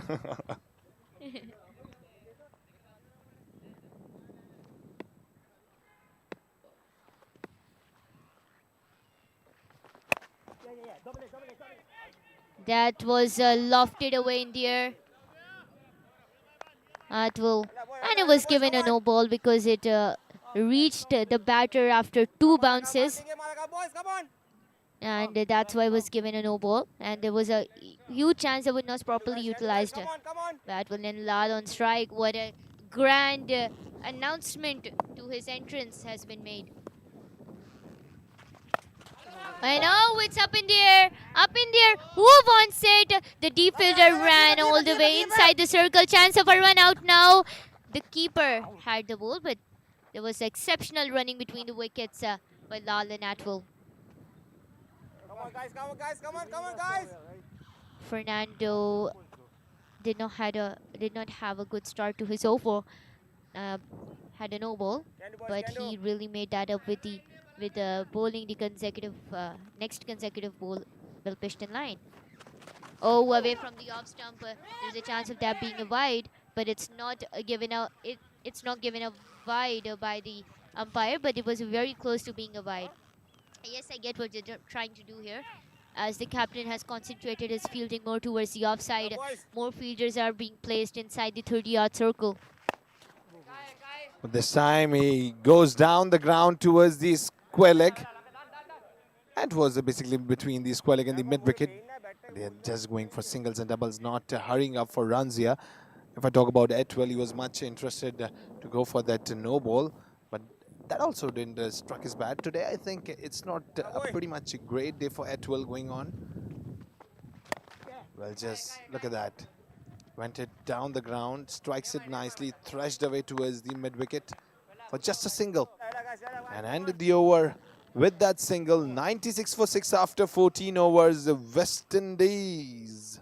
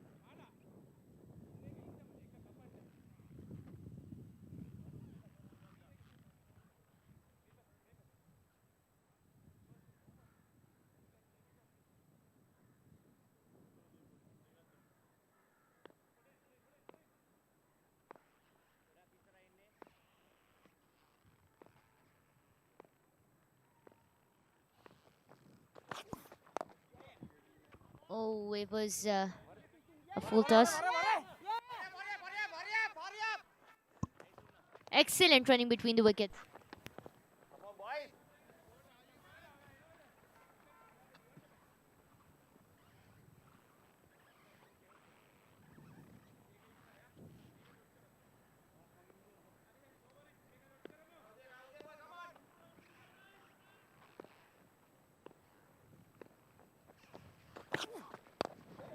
That was straight. Pitched ahead a little. Kumara is giving on towards the off stump. He's targeting it constantly. Well, Kumara has to recover from that six that was hit on his on the last delivery of his last over, or latest over, I'd say.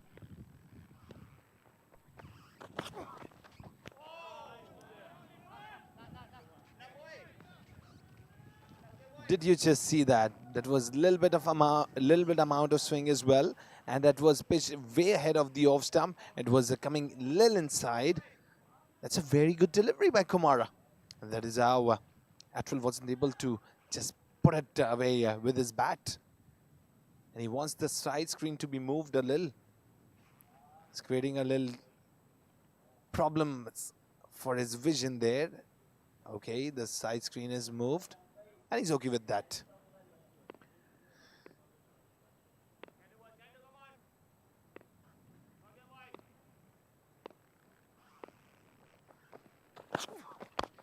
Off stump yet again, and lofted away beautifully towards the leg side. It was slight nudge towards the leg side to rotate the strike and get Lal on a strike. I think the idea, the strategy at this point for the West Indian side, especially Atwell, is that to get Lal on strike as much as possible. Well, things are really slipping from West Indian side, away from West Indian side as oh, that was a good shot, and it carried away for a four just like that. It was the fine leg that met Lal masterclass here, and that's why Atwell wanted to have him on strike as much as possible, and Lal incorporating very good game awareness, a very good, reading the pitch really well, just guided that ball with a slight nudge towards the fine leg. What do you have to say on this one? Well, I think it was a little risky. At this point,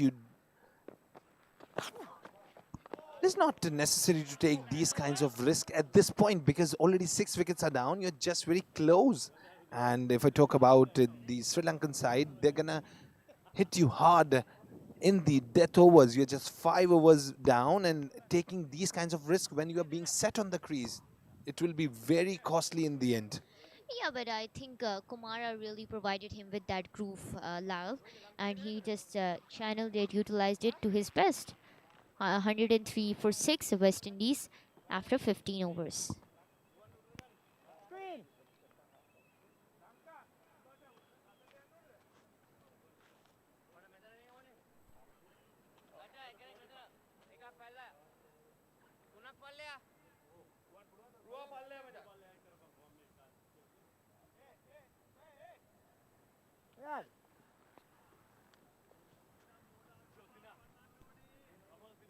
West Indies now need 34 runs from 30 balls to win. Oh, Fayaz, it is coming on to be a thriller yet again. I can sense that. 34 from 30. Absolutely. It's just like a run a ball required and just boundary. And that will be, I think, that's going to be a boundary to finish in a style. Sri Lanka would want to finish things off well before the death overs.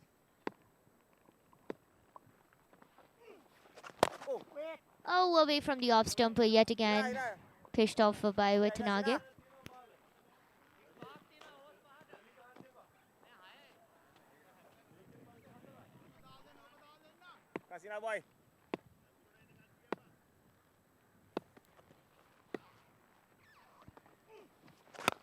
Oh, off stump, and Atwell guided it away swiftly. This time it was a long on position that met Atwell masterclass.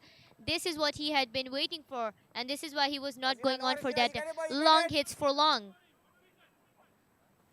Well, Atwell knew that if he's going to go for big hits and if he's going to put lots of pressure on his wrist earlier on, it's going to become a problem in the end because he's been hurt on the wrist. Oh. But that was a magnificent delivery here by Wetanage. And there's been a bit of change in the field as the fielders inside the circles are now coming on to the deep.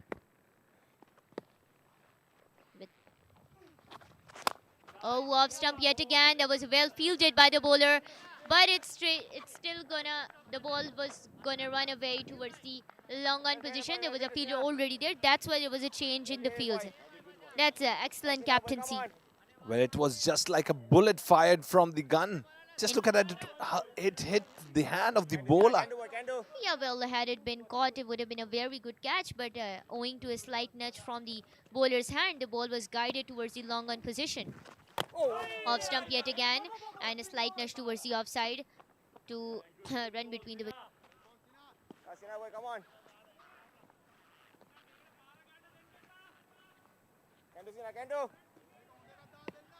Can do, boy.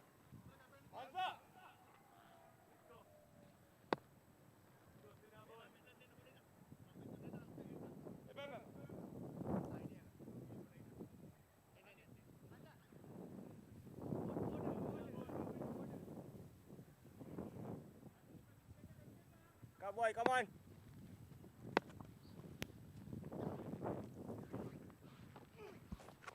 Oh, leg stump targeted. Yet again, there was an exceptional delivery. The turn And why would Atwell wanna attempt to play it out of the park, and that too on the leg side?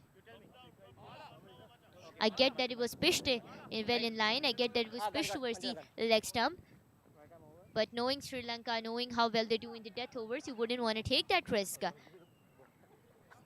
And West Indies are 109 for 6 after 16 overs. And the comparison score here, the West Indies are 109 for 6 after 15.6, while Sri Lanka at this stage were 104 for 4. So a few wickets and a few runs away.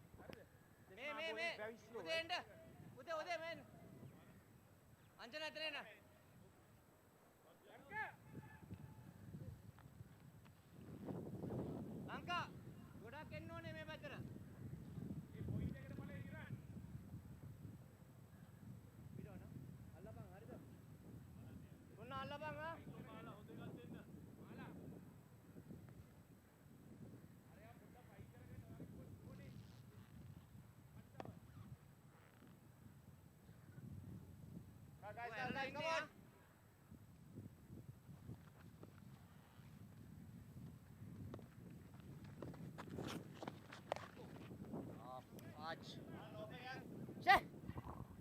Oh, it has been driven away yet again for a boundary. This time it was Lal, the man of the moment, and the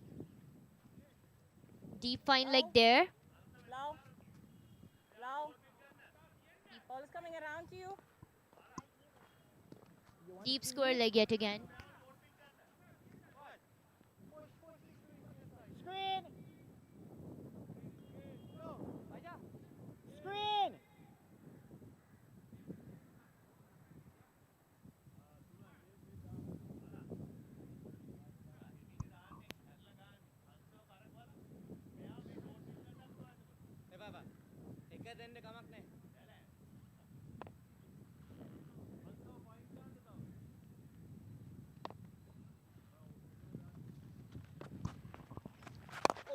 Off stump targeted yet again by Fernando, and Lal drove it off towards the mid-on position, and the fielder was already waiting there. Come on, boy.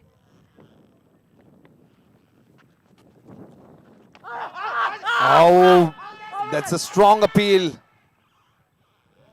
The keeper was pretty much interested in it, but the umpire says no. Atwell was going for a drive there. He went with a straight bat this time, then came onto the bat perfectly.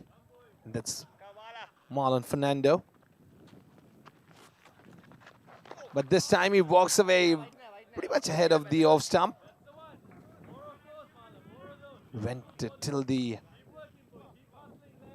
wide line there. Atwell was trying that if he gets the wider range delivery, he's going to walk and he's going to bang it towards the leg side, because he knows that's an empty area. There's a long gap between the mid wicket and the square leg there. But this time he manages to go away towards the covers. There is a fielder in the deep. Can I get a couple of runs on it? Very quick running between the wickets. Building up here by West Indies. They are just around the corner, I think. It's just about a matter of 2 to 3 hits. Here we go. Atwell goes.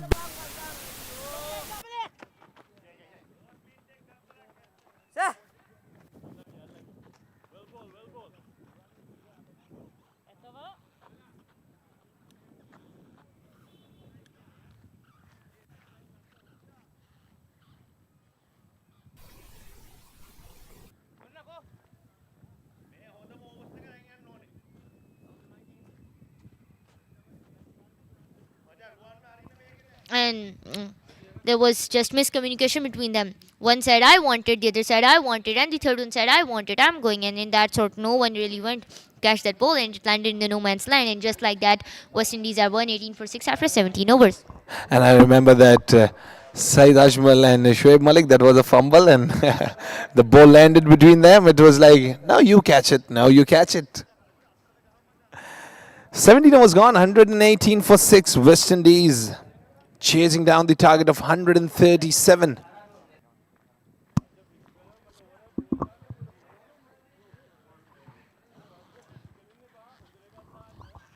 19 required from 18 now. 3 hits away.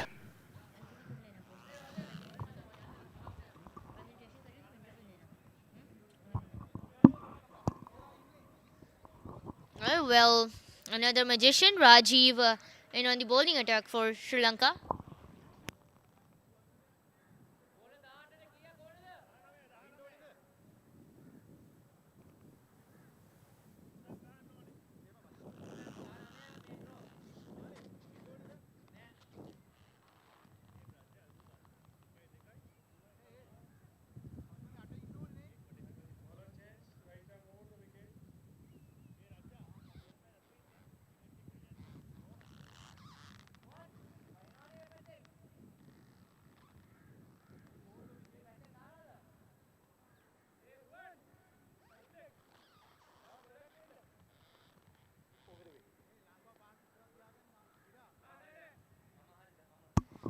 Rajiv Nirmalasingham with 1 wicket in the bag.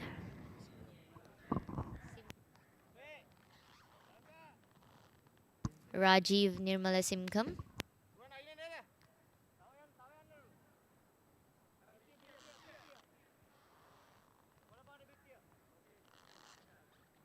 Required run rate now up to 6.33. Off stump targeted yet again. As long as you do not have much versatility left to incorporate, you shouldn't really target the off stump if you cannot incorporate some versatility and turn in that. Targeting the off stump is a bold decision, especially in these matches. And I know that it has, resulted in you getting the wickets, but all those wickets have been due to the fact that you bowled your deliveries really well pitched in line. Especially for the medium pacers, these kinds of deliveries are a chance here. Very good here. Quick work behind the stumps. That's the keeper. And if I talk about Rajiv in bowling just round the leg stump and the middle stump, that will be much in the favor for him if he goes towards the offside, because he's medium pacer. It's going to give Etwell a lot of chance, and it will give a lot of room to Etwell to get set and just bang it over. Once again, the middle stump just drives it nicely. That's a little flick of the wrist as well. That's just going to be a single. Won't be for much damage here. Rajiv is making out the most of his over. Just restricting up, because just 17 more required. Yeah, he pulls it away. That's up in the air. In the no man's land. And they're going to get a couple of runs on it. Well, it was not a completed. That wasn't on the bat very perfectly, but lucky enough, there wasn't any fielder. Just managed to take a couple of runs, quick running between the wickets. That is always the key. You have to take singles, doubles. You have to go quick on it. Now it's 122, 15 more required. It's just a matter of 3 big hits. Oh, that was a cheeky full toss. Thrashes it away down the ground for just a single. Well, I think now the Etwell is going to step up, because they shouldn't go for the last over. It's going to be a big problem, because Sri Lankan side, they are good in the death overs. Oh, well, dramatic scenes pulling up yet again.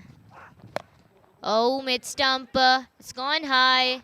And it lands in the no man's land. That is an exceptional effort in the field. Wow. And it's Lanka who's this time stepped up in the field for Team Sri Lanka. Well, he landed on his shoulder and he's not on his feet. He's having a little pain in his shoulder, Lanka. But what in the jaunty roads was that? Absolutely. So 18 overs gone, 126 for 6. West Indies now just 11 away, knocking the doors of the victory.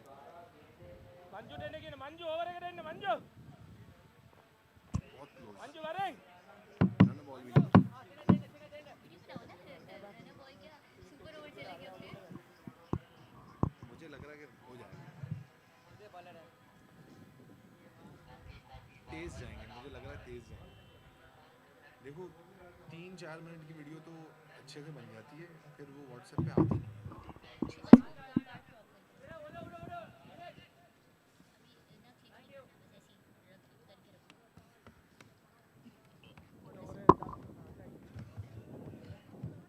यार यहाँ पे support नहीं है। Intelligence मुझे भी नहीं लग रहा सूट होगा। यार एक तो तुम्हारी हाइट छोटी है, मेरे बाल कट जाते हैं।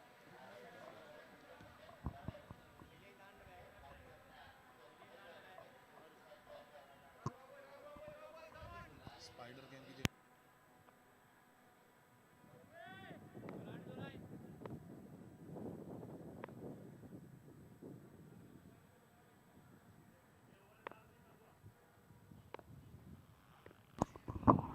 Second last over. Oh, off stump yet again, and it's it's Mr. Smiley, Rowan Permetilaka, back in the bowling attack for Team Sri Lanka.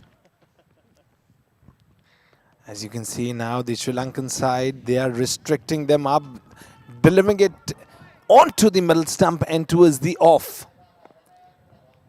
Not just way ahead of the off stump there.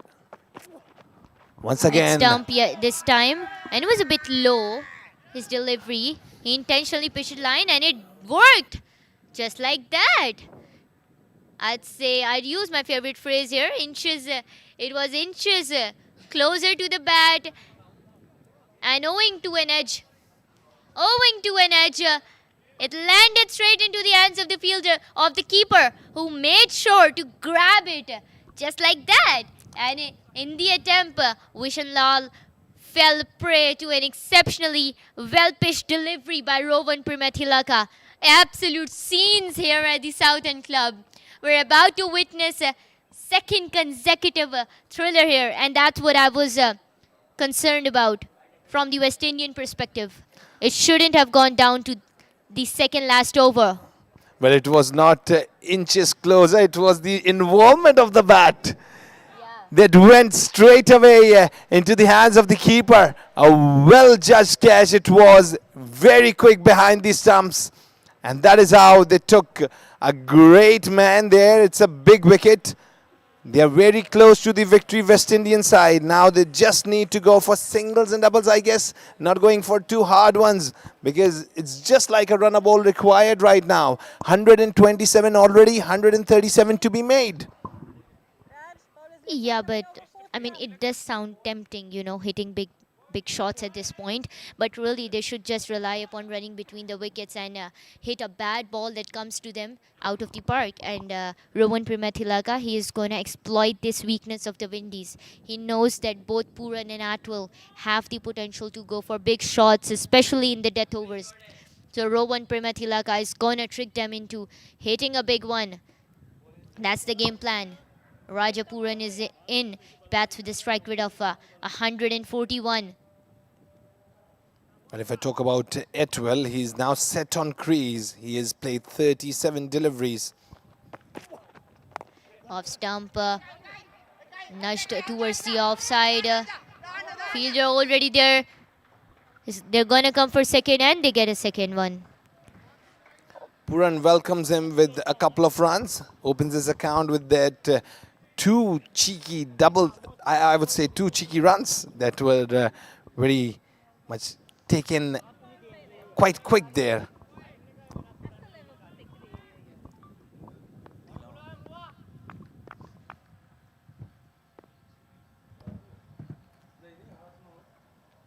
Well, what's really interesting about Rowan Primathilaka's bowling is that, I think he was just trying to read the batter's mind. He got the hint. Well, yeah, I think what's particularly, I'd say beautiful about Rowan Primathilaka's bowling is that although he is a tall bowler, he doesn't let his height get in the way of producing the adequate amount of bounce, and he keeps the ball low. That is that from the perspective of a tall bowler is very difficult to control, because when you have your height to your advantage, the bounce that your delivery produces, it naturally goes high.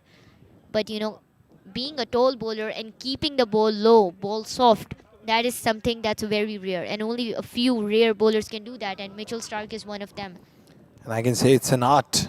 And he's playing like an artist right now, Rowan Primatilaka. Well, it's an art, and Rowan Primatilaka is the Picasso of it. Ah, that's a great word to define his art. Yeah, the Pablo Picasso of soft bowls, soft and low bowls, and mid-stump. He has a knack for mid-stump, Rowan Primatilaka. And today for the Sri Lankan side as well, just look at that. Good stats in his 3.5 over spell, just 17 conceded with a wicket. Great economy, and still has a smile on his face. Absolutely. Now 5 more needed from 7 balls.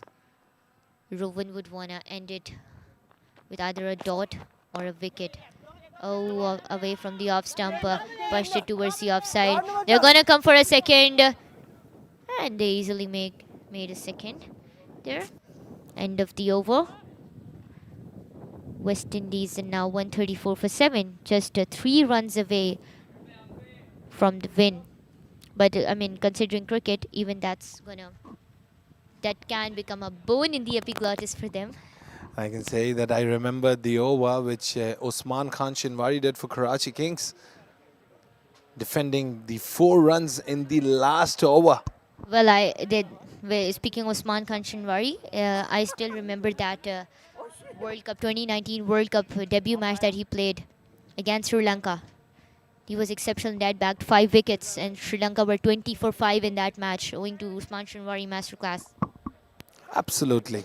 Pakistan is always a land of pacers. They've produced great paces, especially if I talk about Shoaib Akhtar, Rawalpindi Express. Oh, Shoaib Akhtar is in his own era.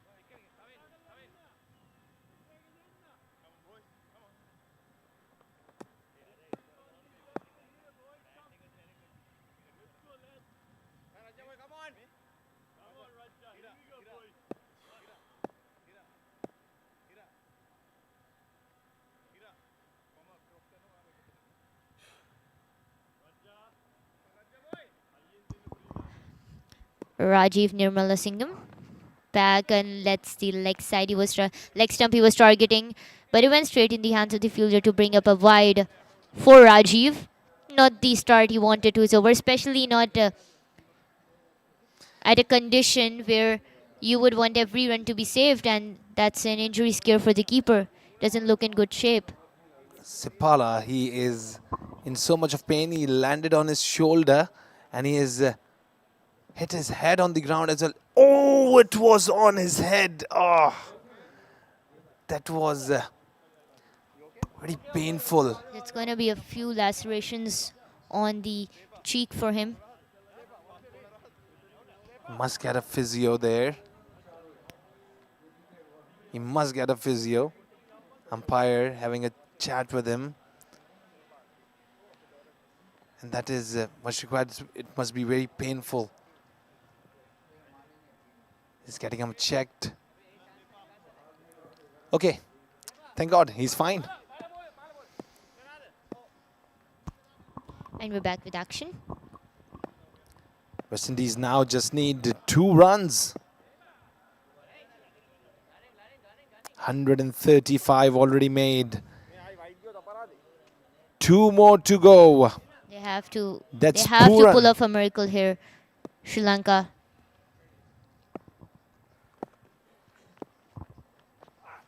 Off stump this time. Slight nudge towards the leg side. Wanted a run but couldn't. Was tempted to get that run. Rajapuran. That was the inner part of the bat, which involved with the ball. Didn't got much time to take that cheeky single. Rajiv goes once again. Oh, that's exceptional field. That is a very well fielded. Sri Lanka now choking up West Indies. And we have an absolute dramatic scenes here at the Southern Club. 2 needed of 4. Just going very close. Here we go.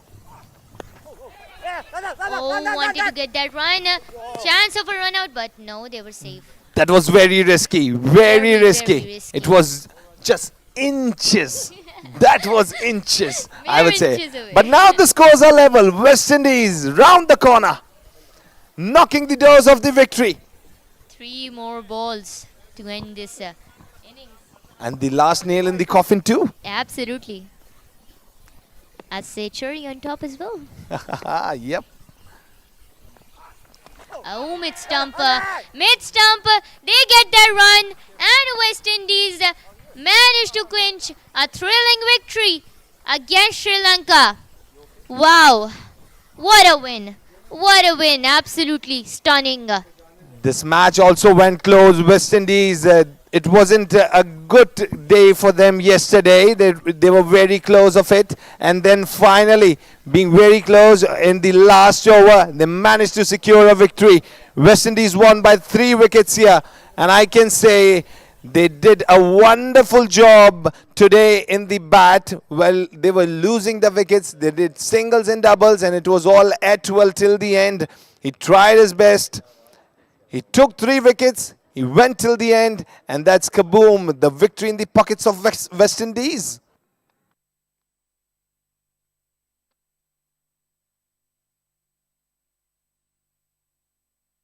And well, what absolute redemption by West Indies as they managed to clinch, although a last over thriller, but they've, the bottom line is that they have won by 3 wickets against Sri Lanka. And in a few moments, we'll be joined by Fayaz, who would be there with Anthony Atwell for an interview.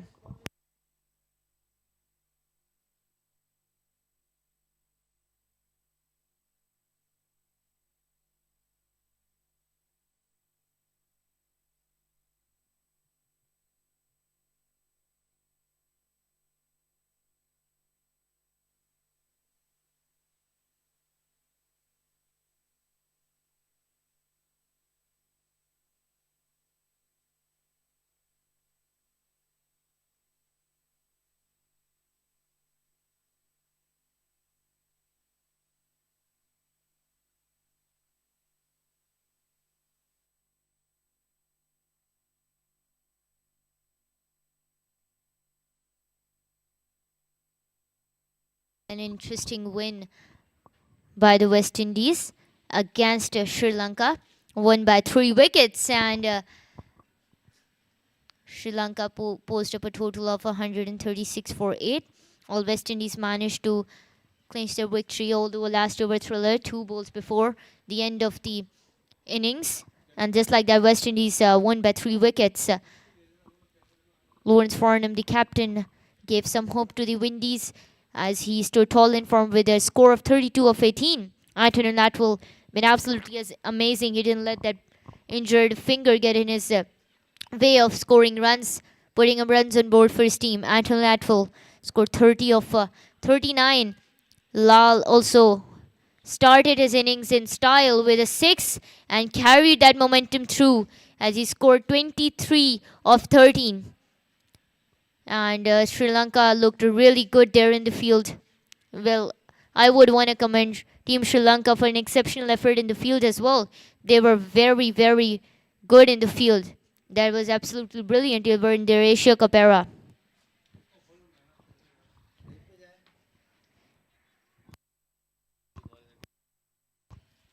And we're going to have an... And that was the end of the second innings. And we're going to go for a short break, and when we return, we'll be joined by Fayaz Faisal on ground, who will be interviewing Anthony Atwell.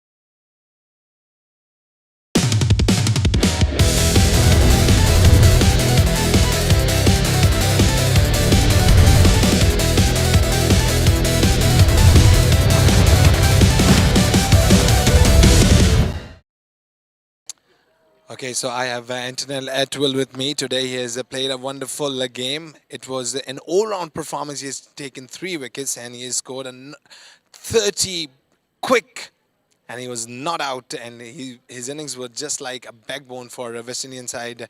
Atwell, first of all, congratulations! What a game you have played today, and finally dose to victory. Yes, thank you for that. It's good to be on the winning side for once. I don't think we had that great World Cup, but to take away from it, maybe we will have a lot of stuff to think about. But I think everything's well, which ends well, and West Indies finally a foot in the tournament. Yes, well, it was possibly a dead rubber game. These were the two teams that wasn't playing for anything, but we did put on a good game. It came right down to the last over, and I'm happy to be on the winning side. And what about your hand? You were hurt and you were very much into the pain. Yes, maybe about 2 or 3 games before, I maybe had a bit of sore muscles in my biceps and triceps, but I know that I needed to keep playing because I was one of the players that was getting runs and wickets. And it must be a little difficult today to play at the batting end and still manages to score 30. Yes, well, I was a bit injured, so the management decided that I would bat in the middle. It worked out for us because we needed someone to bat as deep as possible. Well, it was a great victory and a great performance by you. Congratulations. Thank you very much. Thank you. This was Anton Atwell with me, the star performer for the day for West Indies. And now we're going to go for the presentations in a bit.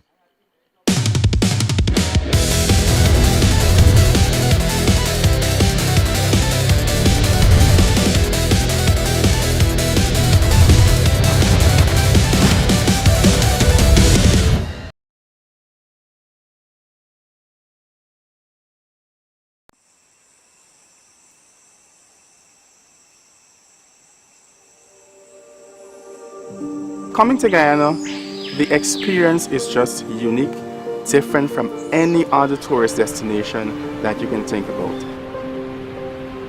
Without a doubt, when you look at the species of plants, of the animals, the insects, the birds, you know, it's just fascinating. Things that other countries would just see in a book or they would just see on television, we actually get to see it up close and personal. In some regions, we actually get to see it almost every day.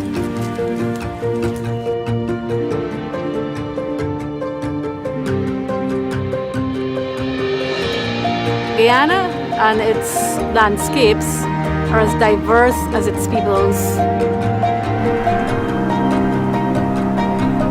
The environment is part of our nature.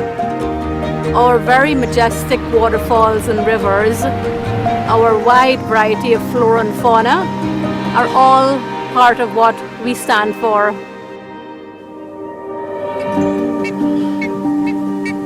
Guyana is divided into 4 natural regions. The low coastal plain, the hilly sand and clay region, the highland region, and the interior savannas.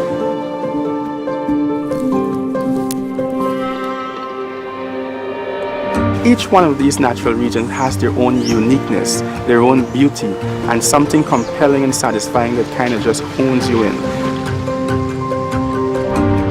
Guyana's landscape is so vast and diverse, you would need to spend at least a few weeks to even get a glimpse of what this beautiful country has to offer.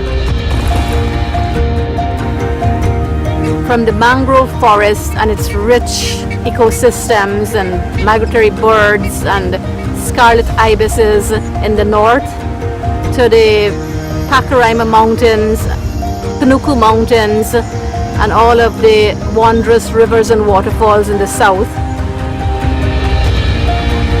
Not forgetting in between, you have the massive Mount Roraima and all the other tabletop tepuis.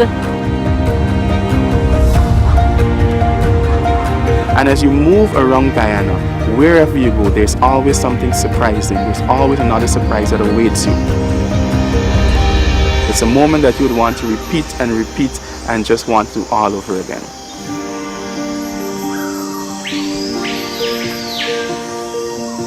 We're here waiting to show you the beauty that our country contains.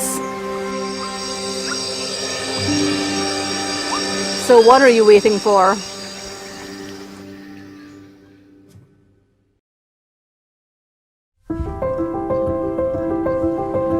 The emphasis now over the past few years in Guyana has been leaning more towards birding tourism.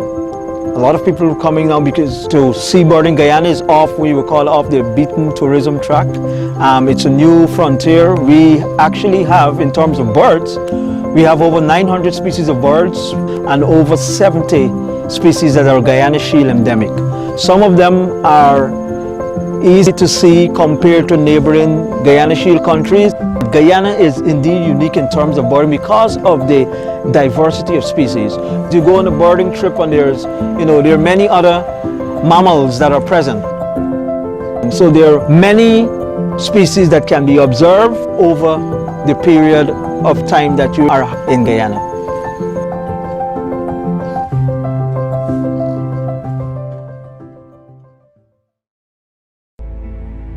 When you fly over major parts of Guyana,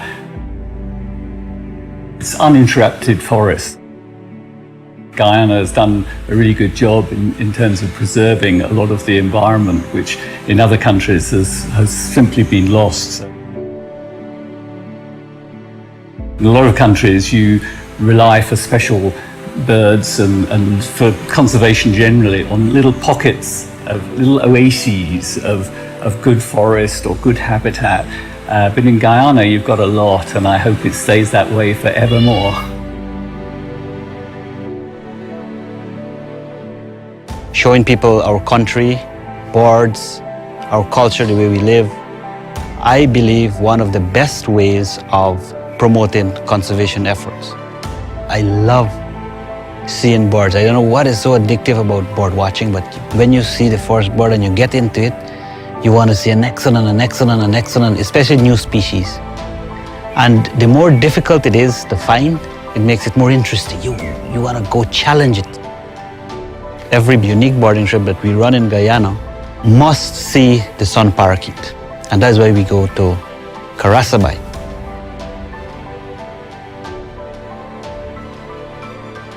It is there. However, while saying it is there, they need to be protected. Rightful people to protect those very species are the people who live in the communities. I am Andrew Albert from Karasabai. I am the fourth generation of my great-grandfather, the founder of this community. And as the years pass by, our population increased in numbers. 1,300 odd numbers is the population of Karasabai, and mainly the Makshi tribe. We have seen a great change in our community based on the tourism activities. I have taken a step forward to embark on the ecotourism, and the name of my industry is the Golden Park.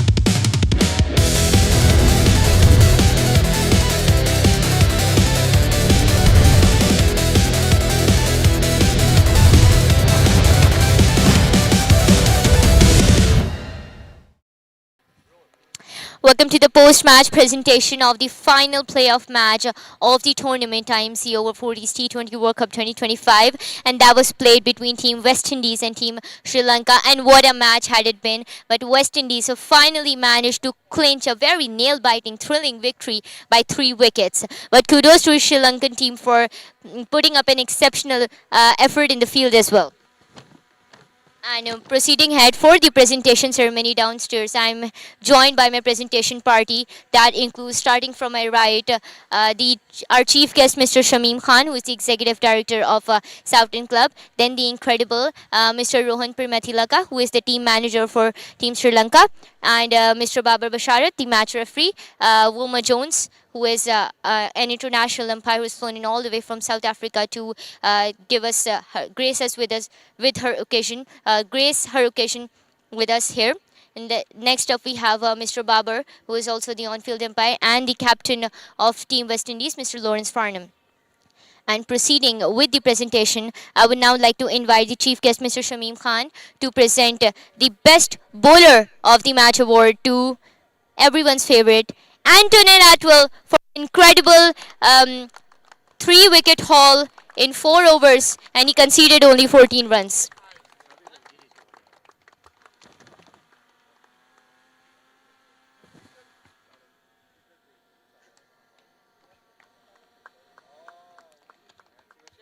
And now I would like to invite Mr. Rowan to please present the Best Batter of the Match award to the incredible, I'd say the one who is a magician with the ball, with the bat, I'd say, Mr. Rajiv Nirmala Singh from Sri Lanka for his incredible, impactful knock of 55 runs of just 43 balls.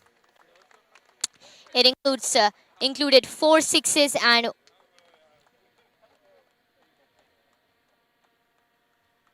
1 6 and 6 fours in his innings. Well, that's a very happy Sri Lankan dugout there. And now the moment of the presentation, as I would now like to invite Mr. Babar Bashara to please present the Player of the Match award to the West Indian magician Antonil Atwell from the West Indies for his incredible all-rounded performance. He stepped up with a score of 30 of just 39 with the bat and bagged up 3 wickets, conceding just 14 runs in 4 overs. Absolutely sensational. And now may I now like to invite both the captains one by one to please grace us with their presence at this occasion and to have few words with them. I would first like to invite the Sri Lankan captain to please join us here so we could have some words with him. Thank you so much, first of all, for giving us your precious time. It was a close game yet again. What are some of your key takeaways from that? Yeah, I think we really did well. Wicket was slow. We were trying to slow it down. They played well. They didn't go in for any rash strokes, and they just played, along with the line. We had a good tournament. A lot of positives. We played together. Maybe a few things here and there. Maybe we could have done a lot much better. Maybe taken a little bit of more anchor roles, responsibility, and maybe that would have made a little bit of a difference. Yeah, well, I mean, we saw today that you guys were exceptional in the field. So did you have any chat, after yesterday's match with the boys? And what was that strategy that made you regroup and rethink about the fielding that, resulted in such an incredible fielding effort today? Our fielders did really well. We discussed. We wanted to win because this is the last game, so we just wanted to take some pride in whatever happens. But we came close. I think it's hats off to West Indies. The better team won today. Yeah, absolutely. We wish you the best of luck. Thank you so much. And now a very happy West Indian captain, Lawrence Farnham. Lawrence, what a win that was. You had us on the edge of our seats the entire time, and what a thrilling win that is. What are some of your key takeaways? It's great to end the tour with a win. It's been a very difficult tour for us, and coming out here today, getting a win and putting our skills out there, it was good for us to leave with something. After the loss of the initial wickets, what was your plan to, bounce back in the game? I think we were always in control of it. We just didn't want to fall too much behind the run rate. So we had Atwell there who was batting out. The Indians played a different type of role today. We have a couple of hitters that came in the end and made it a bit easy. Me up front, I had to make sure that I kept that momentum. Yeah, and finally, when Atwell was already on the pitch, when Lal came in, he started off his innings with a 6. So did you, tell him something? Did you give him any strategy that he has to go and bat on the pitch with? Well, T20 is all about plans, and a part of our plan was once I got out, Atwell was going to be the one to bat through the innings. So Lal's game was to try and step up the run rate. Yeah, absolutely, and you guys did wonderful. Congratulations. Thank you, and I just want to say thank you to the bunch of lads. We made a big sacrifice to come here to Pakistan, and I just want to say thanks to these guys and even the Sri Lankan team and all the teams that toured Pakistan. And we got a little gift for you. We saved the best for last because I know you've been collecting caps, so we thought we'll give you the best one at the end. I got another souvenir. This is my 6th one, but this time it's for the West Indies. Thank you so much. No problem. Thank you. Thank you. That was such an incredible and sweet gesture. So yeah, I mean, what a wonderful tournament has it been so far. The IMC Over 40s T20 World Cup 2025, and the roller coaster, the emotions, the drama all comes to an end, as this is it from the presentation venue downstairs, and this is it from the final match of the playoff as well. It was the final game here at Southend, as well as the final game for the playoffs. The tournament is now just one match away. That is the final that will be played tomorrow between Pakistan and Australia. But for now, not for now, but for long, it is. That is it from the presentation downstairs, and we'll see you another time. Till then, this is your host Nourish Khan signing off.